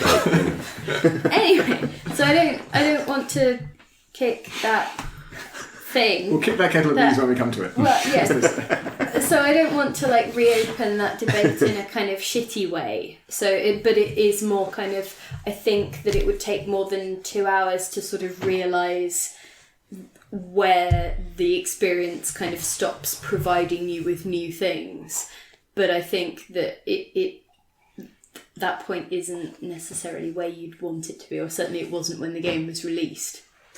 Yeah, I think it does have some serious problems with its technology progression system and with its inventory system, and just with the basic way you move on in that world. Maybe to try and stave off that point where you start realising that the procedural generation isn't going to create necessarily the amount of variety that you'd hope. But nonetheless, that's what stopped me playing it. I stopped playing because of those systems, not because of what the planets were offering me. So that was sort of great frustration. The fact they've added a survival mode is interesting. And a creative mode. A creative mode. I need to try that then. Maybe that's what I want from it. It's just there's like unlimited building costs and all of that kind of that's stuff. it. I mean, I just want to go and strike out and find things, and if the planet's boring, I'll dump it and go to that moon instead. And that's the fantasy of that game for me. Yeah. That's what's really exciting about it. But on release, it wasn't quite that. I've still never found any liquids. Really? No seas or pools of any kind. Every planet I've ever found has been completely dry. I tell you something, that's one of the things that does keep sort of reminding me of one of the game's limitations, is whenever I find water and there's no sort of sense of erosion or a beach or sort of natural sort of flow from one type of terrain to the other. And like, it can still be magical and lovely or interesting, but it is one of those peculiar things where I'm always like, In that case, maybe I've just been finding very clear seas. Just been assuming the planet's dry. maybe. But I really do appreciate that the new things that they seem to be adding are sort of maybe filling in some of those gaps or responding to some of those giving things. different players different modes to tap into, maybe. I didn't really gel with the base building, but then again, I kind of haven't really needed to when I went back. I was just still pootling around, still videoing terrible, weird animals. Yeah. And, that was, I just needed a break from that, I think. There's stuff like I really enjoyed flying to space stations and meeting aliens, which is one of the most underdeveloped aspects of the whole game, because it's exactly the same every time you do it. But the first time they're I did even that, I was sitting in like, the same postures and the same chairs, and they've all got the same dialogue plants options and the same. Oh my goodness! But the idea that those space stations have doors that I've yet to unlock, I found really exciting, and I was able to go to some but not others. And there's a kernel of something really, really exciting about that. If there was like loads of variety in that aspect of it as well as everything else, it could start to feel like a universe. But it feels like maybe I'll play it in 5 years' time. When it's a different game. I accidentally reactivated the Atlas quest line, and now I'm really annoyed because it's like there's a fucking marker on every thing that I do, because it's like, go over here, and I'm like, oh, I didn't mean to, I don't want to. Scan a rock. No. Look at this weird camera. That's the No Man's Sky experience. So let's move on to XCOM 2, because the reason I missed it is exactly what I said would happen when we were planning this. When we wrote down all the games, and then I put a little X next to anything. I put a little X next to anything that was on Graham or Marsh's lists that we had nothing to say about. Games like Samaros 3 or American Truck Simulator. However, it turns out that putting a little X in front of game names and training yourself to ignore that causes problems for XCOM 2. So what I did, we don't want to talk about this game, COM 2. Yeah. So what I did was put a tick in front of it. So now it's tick XCOM 2. Which confused me even further. But anyway, XCOM 2 is also legitimately one of the best games of the year. Yeah, it's fantastic. I mean, it's one of those that feels like it lives in distant memory, because it came out in March or something like that. Distant March. How innocent we were. Yeah. Many things changed since then. But not my inability to play that game, which remains constant. I get... Surely you must be good at XCOM. I'm alright at it, but it kicks my ass so frequently, even though I should know better. And that's one of the things I really enjoy particularly about XCOM 2, because it really feels like a survival challenge. And the way that the kind of the strategy systems force you into... You're always under-resourced, you're always scrabbling for stuff, you're always, making these constantly difficult decisions all the time and losing people and dealing with all that stuff, always feeling like you're on the back rope, and then getting those turnaround moments where your awesome sniper suddenly just wipes out at one of the biggest threats on the board and it levels up, and it's just there are so many highs and lows created by this strategy game. It's stuff I've never experienced in a strategy game before, really, the level of kind of emotional investment. Yeah, I got so invested in my people. Like the squad I made for XCOM 2 are some of my favourite video game people ever, even though they have no dialogue and do they have dialogue? No, they just sort of look at each other significantly. They say stuff when you order them around. Incidental dialogue, yeah. They've got barks, yeah. But just, you get to design their appearance to some extent. I'd usually whatever it gave me, I would maybe tweak it a little bit, kind of go with the direction it's going in, but change it to my preference a little bit. And then as they level up, you give them a class and you give them abilities, and those abilities just get cooler and cooler and cooler. And because they're each time you get a choice, so it's always your choice, it's always something you decided was good, and also it's getting better and better and better. And a top level soldier in that game is just so fucking badass. And if you've also made them look badass and they have a history, like you know all the missions they've been through, how they earned all those ranks, like what they did to get that. And a sniper called who's I think I gave her this nickname after this mission, but I ended up calling her Killzone, who like wore aviator shades and just looked like a really kind of serious, no nonsense, like proper soldier. Whereas a lot of the other team were a bit more wild and wacky. And she was always the best sniper. She was the highest level sniper, so she always had the coolest abilities. And Killzone is an ability where you just tell them, it's kind of like Overwatch, but it's for a whole range, and you just say like, in this like 30 degrees or whatever, anything you see, not anything, everything you see, you will shoot. And she was on the roof of like a building opposite a garage, and it was like the first time we encountered, I can't remember what enemy type, but one especially horrible enemy type. I think the ones that are in like exosuits and they kind of spill out and turn into an alien afterwards. Mutons? No, not mutants. Whatever. But in the sort of round when the enemies were revealed, I just fucked up and exposed somebody, so she'd run out. I thought she was going to run out, and in fact, yeah, it was the exosuit thing, and one of my best assault people ran out, and I knew for sure she could shotgun it and take it out in this one turn. Shotgun it, took it out in one turn, and another fucking alien came out of it. It turns out they have a second life phase, and now I'm just like, fuck, she has no movement points, no one has anything. All I've got is I set up this kill zone. And then in the next turn, like, a whole mob of other enemies that also aggroed and ran into the area. And this alien that also came out from the exosuit was trying to attack my soldier. And Killzone just shot and killed every single one of them in one hit. Just every single thing that appeared was immediately murdered. And it's just, oh my god, I love you. Yeah, there's so many great, like... So I think... Actually, no, I'm not going to do that thing we've been doing, all part of like, well, this game also did the better. Like, there are things about XCOM Enemy Within that I think on balance, which is the expansion, sort of final form of the first of the XCOM reboots, that I think do stuff better. Like, I do think, like, I didn't have a chance to talk about it at the time, I do think the final act of XCOM 2 is a bit of a letdown after how good it is at the start. Because it has such a great setup and you're trying to rescue the Earth from an alien government rather than, repel an invasion. Yeah. But they end up in very similar places. Not geographically, but in terms of, like, what the scenario is. Yeah. And I think XCOM 1's conclusion is just way stronger, like, across the board in terms of what happens and the fact that, like, because XCOM 2 is kind of like a retcon because it's based on the idea that you didn't win XCOM 1, so therefore the aliens won. Yeah.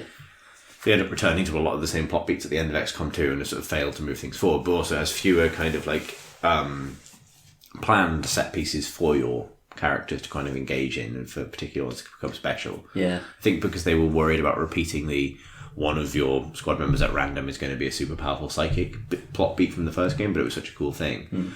But that thing of the way the powers are designed and the way that things can escalate a lot higher in terms of the power level of your own soldiers creates, like you say, independently super cool moments. I still think, and again, it's not exactly immune to the problem that XCOM traditionally has, where once you get a certain level of power, it becomes a shitload easier. The reverse difficulty curve is definitely still a thing. Yeah. But I think the way that sort of resolves itself is way more interesting because it's not just we have more health. We've got because in XCOM 1, like one of the big milestones to hit on the road to the game getting easier rather than harder as you played more of it was as soon as you get like that first armor upgrade and suddenly the chrysalids aren't killing you in one hit. A lot is dependent on armor, and actually in XCOM 2 I think they've been a lot cleverer, and there's a lot more that's based on like, well, I have access to this ability that it functionally mitigates damage, but it does it in a completely different way. Now I'm going invisible or grappling onto rooftops or whatever it is and kind of repositioning much faster than I used to be able to. It becomes sort of steadily more responsive. And yeah, I had the one sniper kills everything moment with Pip, who was the sniper in my game ending, and in the final mission of XCOM 2 there was one sort of like, the flying Egyptian men and whatever else in a huge room, and that kill one thing can keep killing things thing triggered to such an extent that plus one instant reload mod to allow it to keep emptying the clip.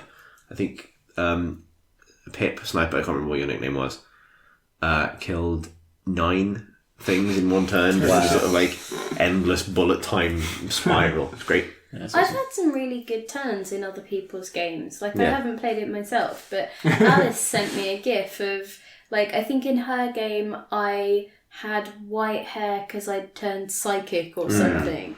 And she sent me a gif of me in her game just blowing up an enemy with my mind or something crazy like that. And I was just like, yeah. Job done. I do Fair not need enough. to play this game, I'm just good at it. In the show notes, I will put a link to the a Mayday Crate and Crowbar XCOM squad file that has everybody in it Oh, sweet. with nicknames and bios. Yeah, that's awesome. And all the bios, I believe, are quotes from the podcast. That's great. And I think custom nicknames as well. I think your custom nickname Tom is 6 out of 10. What's Tom's? I think it's Gunpoint. That felt like the most appropriate. Is it not Tom? Oh, come on. No, it is. Oh, Franz. come on! It is. Oh, come on! I couldn't remember if that was the quote or the nickname, but no, that is the call sign is. Oh, come on! Wish you could do install voice packs for XCOM. Yeah, we could probably do a Steam Workshop mod. Maybe so. That'd be such a fun thing to That would be do. hilarious, wouldn't it? Yeah. What was your- All of yours would just be, oh, come on. Yeah. Reload. Oh, come on! Yeah, exactly. No. My call sign was Wizard. But that, I couldn't think of anything else. It's kind of weird to write a joke about yourself. Yeah, I suppose so. Yeah. I think I might have to change yours to opposites. I think that's reasonable. I think you might be a parrot, by the way. I've been thinking about this the whole time. My Just so you know. It's because I was remembering that gif of that parrot who's having a lovely time, but he's also, like, I think trying to make the cameraman's head. But, like, what? That's a that's not a a parrot. lovely time. That, whatever it is. is it Stephen Fry's head? No, Yeah. it's Stephen Fry's cameraman's head. Yeah, but... Isn't that a kookaburra? No, I think it's a parrot. It's maybe a grey parrot. No, it's a big fat green parrot. Yeah, but it's a parrot then. Well, it looks a bit like a parrot. It might not be full. You've damned yourself by saying it's a parrot. Fine. But I remember I sent you that because it was essentially exactly the emotion that you have after pulling off some annoyingly good feat in a multiplayer game and want everybody to know about it. I just did that on camera. Yeah, exactly. You know, so there you go. That's the. So, are you saying that when I'm successful in a multiplayer game, I look like a parrot that is mounting a cameraman's head? Yeah, essentially. I'm glad we all got him to this point that's- as a group. Well, you know, I didn't want you to feel left out, but I now get the feeling that you would have preferred to be a woodland creature. There was definitely no. I mean, like, I can go parrot. Roll They're power. kind of sassy. I like parrots. God. So they're the most fabulous, but also most awkward birds. They live a while as well. Yeah, good old while. I'm looking forward to XCOM 2's expansion. There is one. Fucking a beautiful save, Tom. Yeah. Say. Dragging it back. Not even a segue, just going to say XCOM Have 2. there been any mentioned? Like, No. They've done some really big DLC packs. haven't They have, yeah. They've also got like a load of the big modders on Anywhere Within involved to create kind of extra modes and units and stuff, which I've yet to experiment with actually. But apparently the biggest one they did was they added basically a load of boss monsters. And given how hard some of the enemies are already in that game, like that, you've got to be seriously good to be. Oh, wow. I was watching Christopher Odd is a big XCOM player, and I think he's kind of an expert. He plays on like Impossible or whatever. wow. And he's also playing with a whole load of mods. And one of them, I'm pretty sure this is a mod. He's in like one of those missions where there's loads of chrysalids attacking all the civilians and stuff, and you've got to save them all. And in this mod, there's just like super chrysalids that are like 8 times the size of regular chrysalids with like 4 times the health. And he's just like, regular chrysalids are fine, but then like, 2 of those things show up. What a great game. Yeah, super. Yeah, I'd love to replay it actually. I think, but I think I'll wait till the inevitable. Yeah, I need a good... Actually, no, I have a good excuse because they finally added normal controller support. Oh, yeah. It always has Steam controller support, but now it's got regular controller support, which is what I want. Cool. So, finally, Titanfall 2. I love it so much. It's great. Tom, have you played it yet? Yeah, I played the single player all the way through, Cool. and then I played one multiplayer match and thought, multiplayer is not for me. Just in general. Fair enough. So, yeah, what a surprise that game is and was. Like, Yeah, the multiplayer wasn't surprising to me. The single player was a massive surprise. well, Like multiplayer was like I was surprised by how different it was to the first game, but I love it. Like it's great. Like the sense of speed, the lethality of the weapons, the skill ceiling. My favourite first-person movement in any game that I've ever played, Titanfall 2. The way it registers whether you want to wall run, whether you want to mantle through that window, whether you want to go up to that place or just pause on it.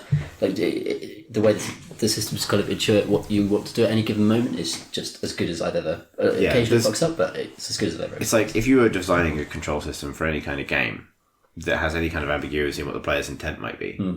Titanfall 2 is a demonstration that the correct answer is always do whatever the most awesome thing the player could be hoping to do is in this given scenario. So if you aim a grappling hook at the floor in front of you a few meters away, of course you want to pole vault over it and use it to fling yourself into the air. Even though that makes no physical sense, it is kind of like it is more interesting than just sort of dragging them to a halt 20 feet forward, right? Like it's everything about it is so it's lovely. Delicious. I really love weapon whose name I can't remember, but it's the one you get from the robot enemies and when you're on foot. And it's like a rapid fire kind of plasma-ish weapon. The red plasma. Yeah, and when it kills people, they just kind of turn into a mist of blood. Like it just shreds them. And I feel like that is, even more than Doom's plasma gun, that is the true successor to Doom 1's plasma gun. Like a kind of torrent of energy that just rips people up in a horrible way. We were all waiting. So that's movement, and the weapons are great because there are a lot of like SMGs and stuff, and basically shotguns. But even the shotguns are like really interesting. Like the shotgun pistol, which falls over in Tom's kitchen apparently. That was unnerving. Or like Shall I peer through? I think it's probably the lid of your delicious cinnamon buns, maybe falling. The lid of the bun tin has The collapsed. buns are escaping. Which is a good sign that we need to speed this podcast up before we run out of tape. Because that is genuinely a concern now. No, that's true. We're just at the 3-hour mark now, so we've got Alright, I've got this. Okay. half an hour into possibly absolute maximum. Oh, wow. Presume we read it right. So, the shotgun pistol, the projectiles are on a slight lag, so you can sort of like aim it in front of people and annihilate them. To like the one of the breacher shotguns that like opens horizontally when you fire it and does this sort of like cone pellet thing. Like every gun has its own sort of really nice feel to it. Like I love the alternator, which is one of the simplest SMGs. It's sort of just a close range SMG, but it has this kind of great like controllable punch that is designed to work really well with, I think, moving really quickly. So it's the slide into the gun, fire it at someone's chest and sort of let the recoil carry it up into their head kind of weapon. Yeah, it's great. And that's not to say anything about the quality of the level design in the single player, which is absolutely amazing. There, like some of it's like even when it's just being a shooter, it's great because it's just fun to slide around and wall run up cool sci-fi things and shoot men, and then it spins that out into great set pieces, whether that's a big Titan battle or an actually cool platforming section or whatever else, or the big stuff that I still actually don't want to spoil for people because it's been on sale a lot since it came out because presumably it didn't sell very well, which is such a huge shame. And if you encounter it over Christmas instead, then you still deserve to see the mid-section of that game for yourself. Yeah, even the sewer level I liked, and I hate sewer levels and consider them to be like pretty much the laziest kind of setting you can ever pick for a game. But there's the kind of finale of that is such an interesting like dual platform zone where enemies constantly spawn, but you're such a superhero in that game in terms of the way you can slide. As you're sliding, just kind of switch from left to right and headshot people, and then just vault up to a different place while your robot is watching you. It's kind of admiring how good you are. Even that moment is just a fantastic little design for a shooter. It's sort of absurd how rad you are, given the plot of that game at the start. It's like, I don't know if I'm good enough to be a pilot. It's like, wait, I'm just a rifleman. Wait, a robot approves of me. Fuck it. Like, I'm in. That's all I needed. I love it. It's fantastic. Yeah. Titans are really good as well. There are Titans in it. You can stomp around a robot. Yeah, they've done a good job of expanding from the original 3 to how much is it? 5? 8. Oh my god. Hang on. I did a box out. It's definitely more than 5. Yeah. Probably 6. Okay. I can't remember exactly. But they're all interesting, and they all feel more spectacular and more like kind of Power Rangers transform. Like their kind of mega abilities feel more like massive. Yeah, and it says more about the player abilities. that brings them down as well. Yeah, like, that's true. You know, I always assume that if someone is using Ronin, that they're 14. They should be extended like a degree of understanding. It's like, That's the one with the sword. yeah, right? I wanted to be a big robot with a sword. And Yeah. I know you did. Like, Yeah, and I part of me did as well, but I was like, no, this is not very good.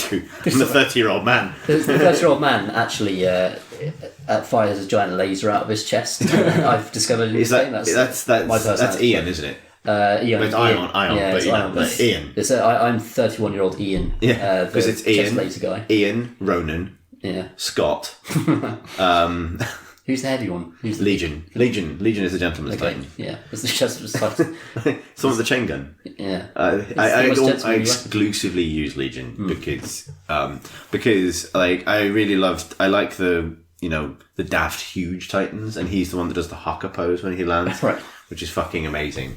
And now I have a great big because I've got like the first prestige level with that titan because I exclusively use it, and now he is canary yellow and drops out of space holding a giant orange chain gun, and it's such a good moment, and with a huge koi carp painted on the hull.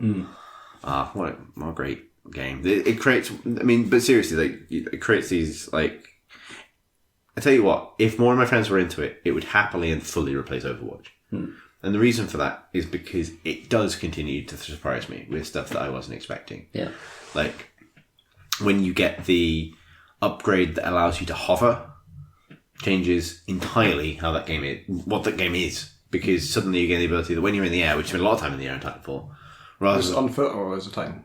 on foot, you gain the ability to, I think, to crouch in midair, or is it no? So you got iron sights in midair. If you go Both those things are fun. if you go to iron sights, crouch and go iron sights. and this Now actually you're hovering. it's visually represented in characters. If you go to iron sights in the air, these like stabilizer jets fire at your character, and then you just become this hovering gun platform and you can do it as a sniper, for example. Oh, which, yeah, awesome. like is this sudden like lateral expansion in the complexity of that game as a competitive shooter. This is all multiplayer exclusive stuff, but it makes you super vulnerable, and suddenly you look at all those loadouts and all the stuff you've unlocked, and all of those all the stuff it's showered you with, and you have to like piece your own new build together to figure out how you can make best use of this particular ability, and sometimes it's rubbish and sometimes it isn't, and I don't know, I love that about it. And my favourite thing about any multiplayer game is where you can be having different members of your team, hopefully speaking on voice chat, can be having different battles that interact with each other but sort of feel like they're taking place on different planes. So like, a Titan fight between two players is interacted with by the pilots that are ripping batteries out of the Titans and plugging them into their allies. Yeah. But that also is shaped by the objective and whatever you're fighting over overall, and if that's a flag, then that creates all this sort of drama about the chase and everything else. Yeah, the interaction between mechs and pilots in that game is amazing to me. Like, it was good in the first game, but the addition of the ability to pull out power cores, and then if you pulled out a power core, you can go back and throw a grenade into that slot, but also just give that power core to someone else. Or be shot and killed yourself. Yeah, and I mean, I enjoy playing as the character that can cloak, because that makes you completely invisible to Titan's vision unless you double jump, in which case the flare of your jetpacks will alert them to where you are. But what I didn't realise for too long is that if you steal a power core, you hook it onto your belt and it glows bright green irrespective of whether you're cloaked or not. So it just paints a massive target on your back. So I was like, I'm visible, it's fine. And then realised after like several matches that people were shooting in the air because I was just a giant, shoot me token just gliding around the map. But it's amazing to me that those systems just work without any kind of shonkiness, and how well kind of programmed it is in terms of the melee kind of kill animations. If you go up to a character and kill them from behind, it's kind of a neck snapping animation. But there's a video on YouTube, a GIF of someone just kind of facing into a fight, and then suddenly that animation starts, but he's already called in his Titan, and just before the guy snaps his neck, the Titan lands on his enemy and kills him. And in a lesser game, the start of that animation would have guaranteed that he was dead already. Because it would have been like the activation of the animation kills him. But the animation doesn't kill him until the actual next snap, allowing someone else to shoot him off or for his Titan to take him down. And it's that kind of very, very, that massive attention to detail and the way that the systems are interacting that you just don't see in a typical shooter. And often you don't notice it then when you're in the flow playing. That's ultimately, again, to loop back to where we started, that is the key to why that movement system is so good. Because it is making the correct assumption about what you're hoping happens so much of the time, or what feels right, that it very rarely confronts you with, actually, technically, you did this, so we're going to do that. So, like, one example is if you grapple onto a Titan, it will always put you towards that Titan as that Titan moves. So that will always be on an enemy Titan, that will almost always ultimately pull you into the mounting that Titan position unless you disconnect the line. But you can,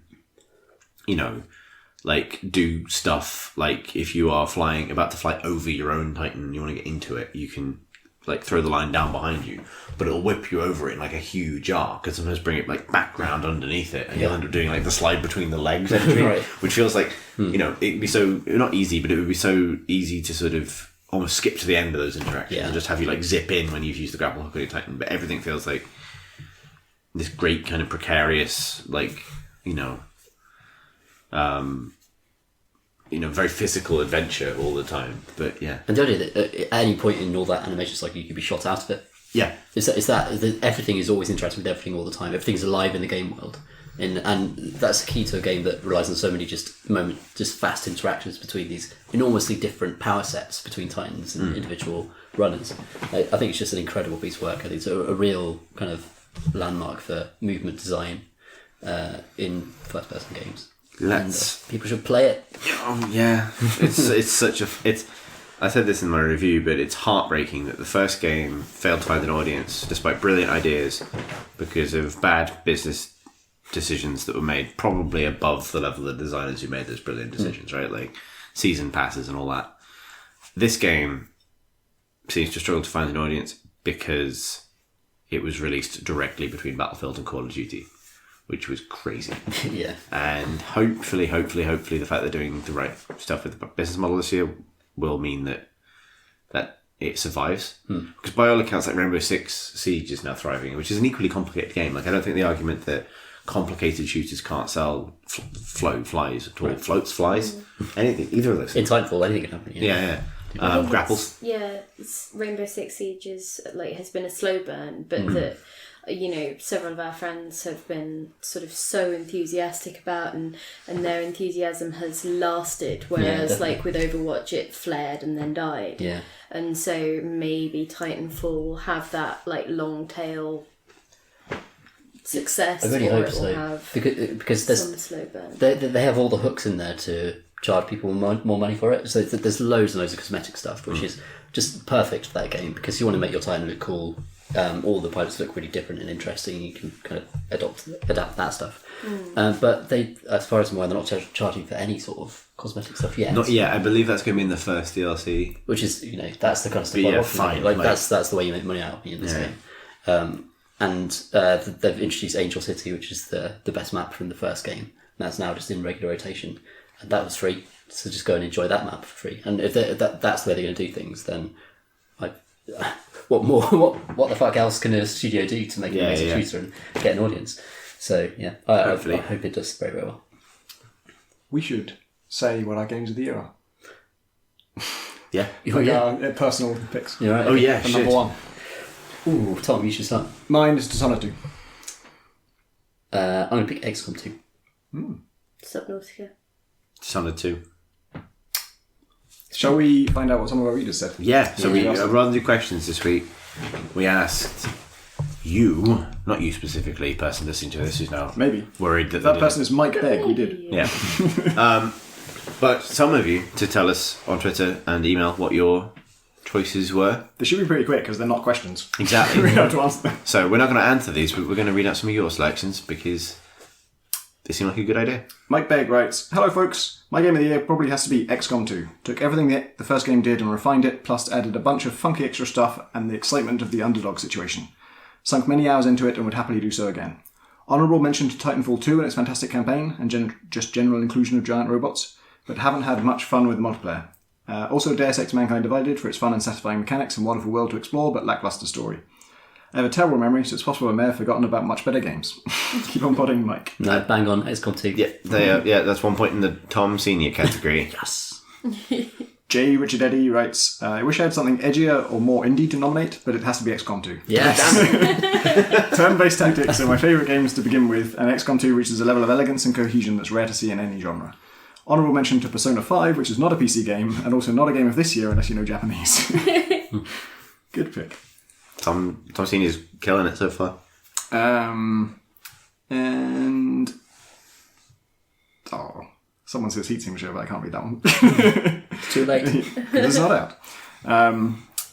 Andy writes, The Witcher 3, Blood and Wine, a storytelling tour de force. Another Tom Senior one. It's great. Monkey Hammer says, Hitman TM. It managed to innovate and improve as the episodes were released. A beautifully systematic clockwork puzzle. And Terence Bad says, The Witness, because of a few truly jaw-dropping moments, realising that what the puzzles were doing or how to solve them. Varanas says, Stephen Sausage Roll. Simple and intuitive rules, yet so many of the puzzles seem impossible until you solve them.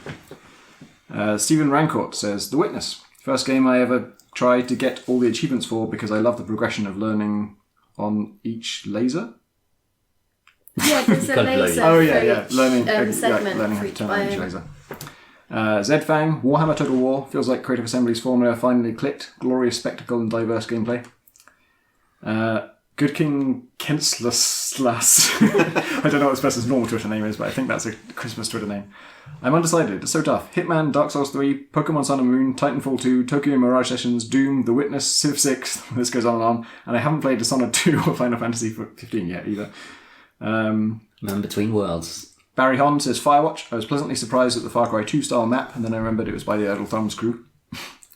Keys McQueen says Doom, just like Wolfenstein The New Order, it put a modern twist on the classic shooter formula and was a great success. And that's it. No votes for Dishonored 2. Nope. Wow. Are you fucking kidding? Maybe they just figured you guys would have it covered. I mean, that bonus pod was 5 hours long? 7, 12, 43? Amazingly, we still can't stop talking about it. Yep. We took a break during recording last week's pod just to talk about Dishonored more. And we still also talked about it on the pod a bit. Boy, well, that's all of the 2016 It's all the year. we have time It's all for. the year we have the year for. So that's all the excellent bourbon we have in the bottle almost. That's gone. Yep. Real quick. Most of That's it. a lot of 50% on that was just out. I'm sure it doesn't think- show, guys. I'm sure it's fine. The dash of water is really the way to drink this. Yes, that's I think unlock the flavour. I think he actually suggested that, and he's right. Yeah, that's a great suggestion. And a great bottle of whiskey. And I've forgotten where I was going with this. It was ending the podcast. Yes, that's what we were doing. So, We were signing off. So we will be back in early January. We don't know exactly when yet because we've got to negotiate some travel-y things that people are doing and work trips and so on. I know. Birthdays. What? I thought that was really subtle. I think it might have been on the audio version of this podcast. Oh, yeah, no, I did the look. Yeah. So we will be back a few weeks from now. We're going to take our Christmas break, and that's that, really. If you'd like to send us a question for the new year, you can do so by emailing. Oh my god, that's really good, button. You can email us at questions@crateandcrowbar.com. You can tweet us at Crate and Crowbar. You can also discuss this episode and just hang out with the community over the break, which I know I will, because rad group of people who send us booze. On our Discord channel, the link for which is in the show notes. You can also follow us as individuals. I'm at C Thurston, that's CTHURSTEN. Pip is... I'm at Philippa War, which is at PHILIPPAWARR. I'm so glad we finally captured what that looks like. I had to free my hands. Tom Senior is... at PCG Ludo and Ludo's LUDO. And I, Tom Francis, am Penteract at PENTADACT. That's the way you self-announce. That's good. It's really good year for games, doesn't it? Yeah, All yeah. told. Yeah, really this- good this year. This list made me realise that it has been a really good year for games. Yeah. We've And got there's 4 a bunch immersive of- sims, and that's all I Never can have I felt more strongly about qualifying for games at the end of that a sentence that begins that way. Yeah. But nonetheless, look at this. Look at this massive list of things. Like when I recorded the PC Gamer Game of the Year thing podcast, I couldn't remember what kind of year it had been, and then I realised that that's my fault. A good one. A good one. Good one. It's been. And there's some sales and things on, so hopefully people can pick things up and Yeah. catch Yeah, up sure. over Christmas and stuff. Like Good. stuff like Inside, and if you like ABZÜ and that sort of stuff, If you're into that kind of that kind of vibe, then other the undersea Steam sale options are will show available. good. Yeah. But no, wonderful year for games. All links to all of the games that we've discussed on this podcast will be in the show notes if you want to check out anything, and I'll include Graham and Marsh's picks in that as well. So, yeah. Merry Christmas, everybody! Perfect. That's it. Done. Nailed Out. Nailed it.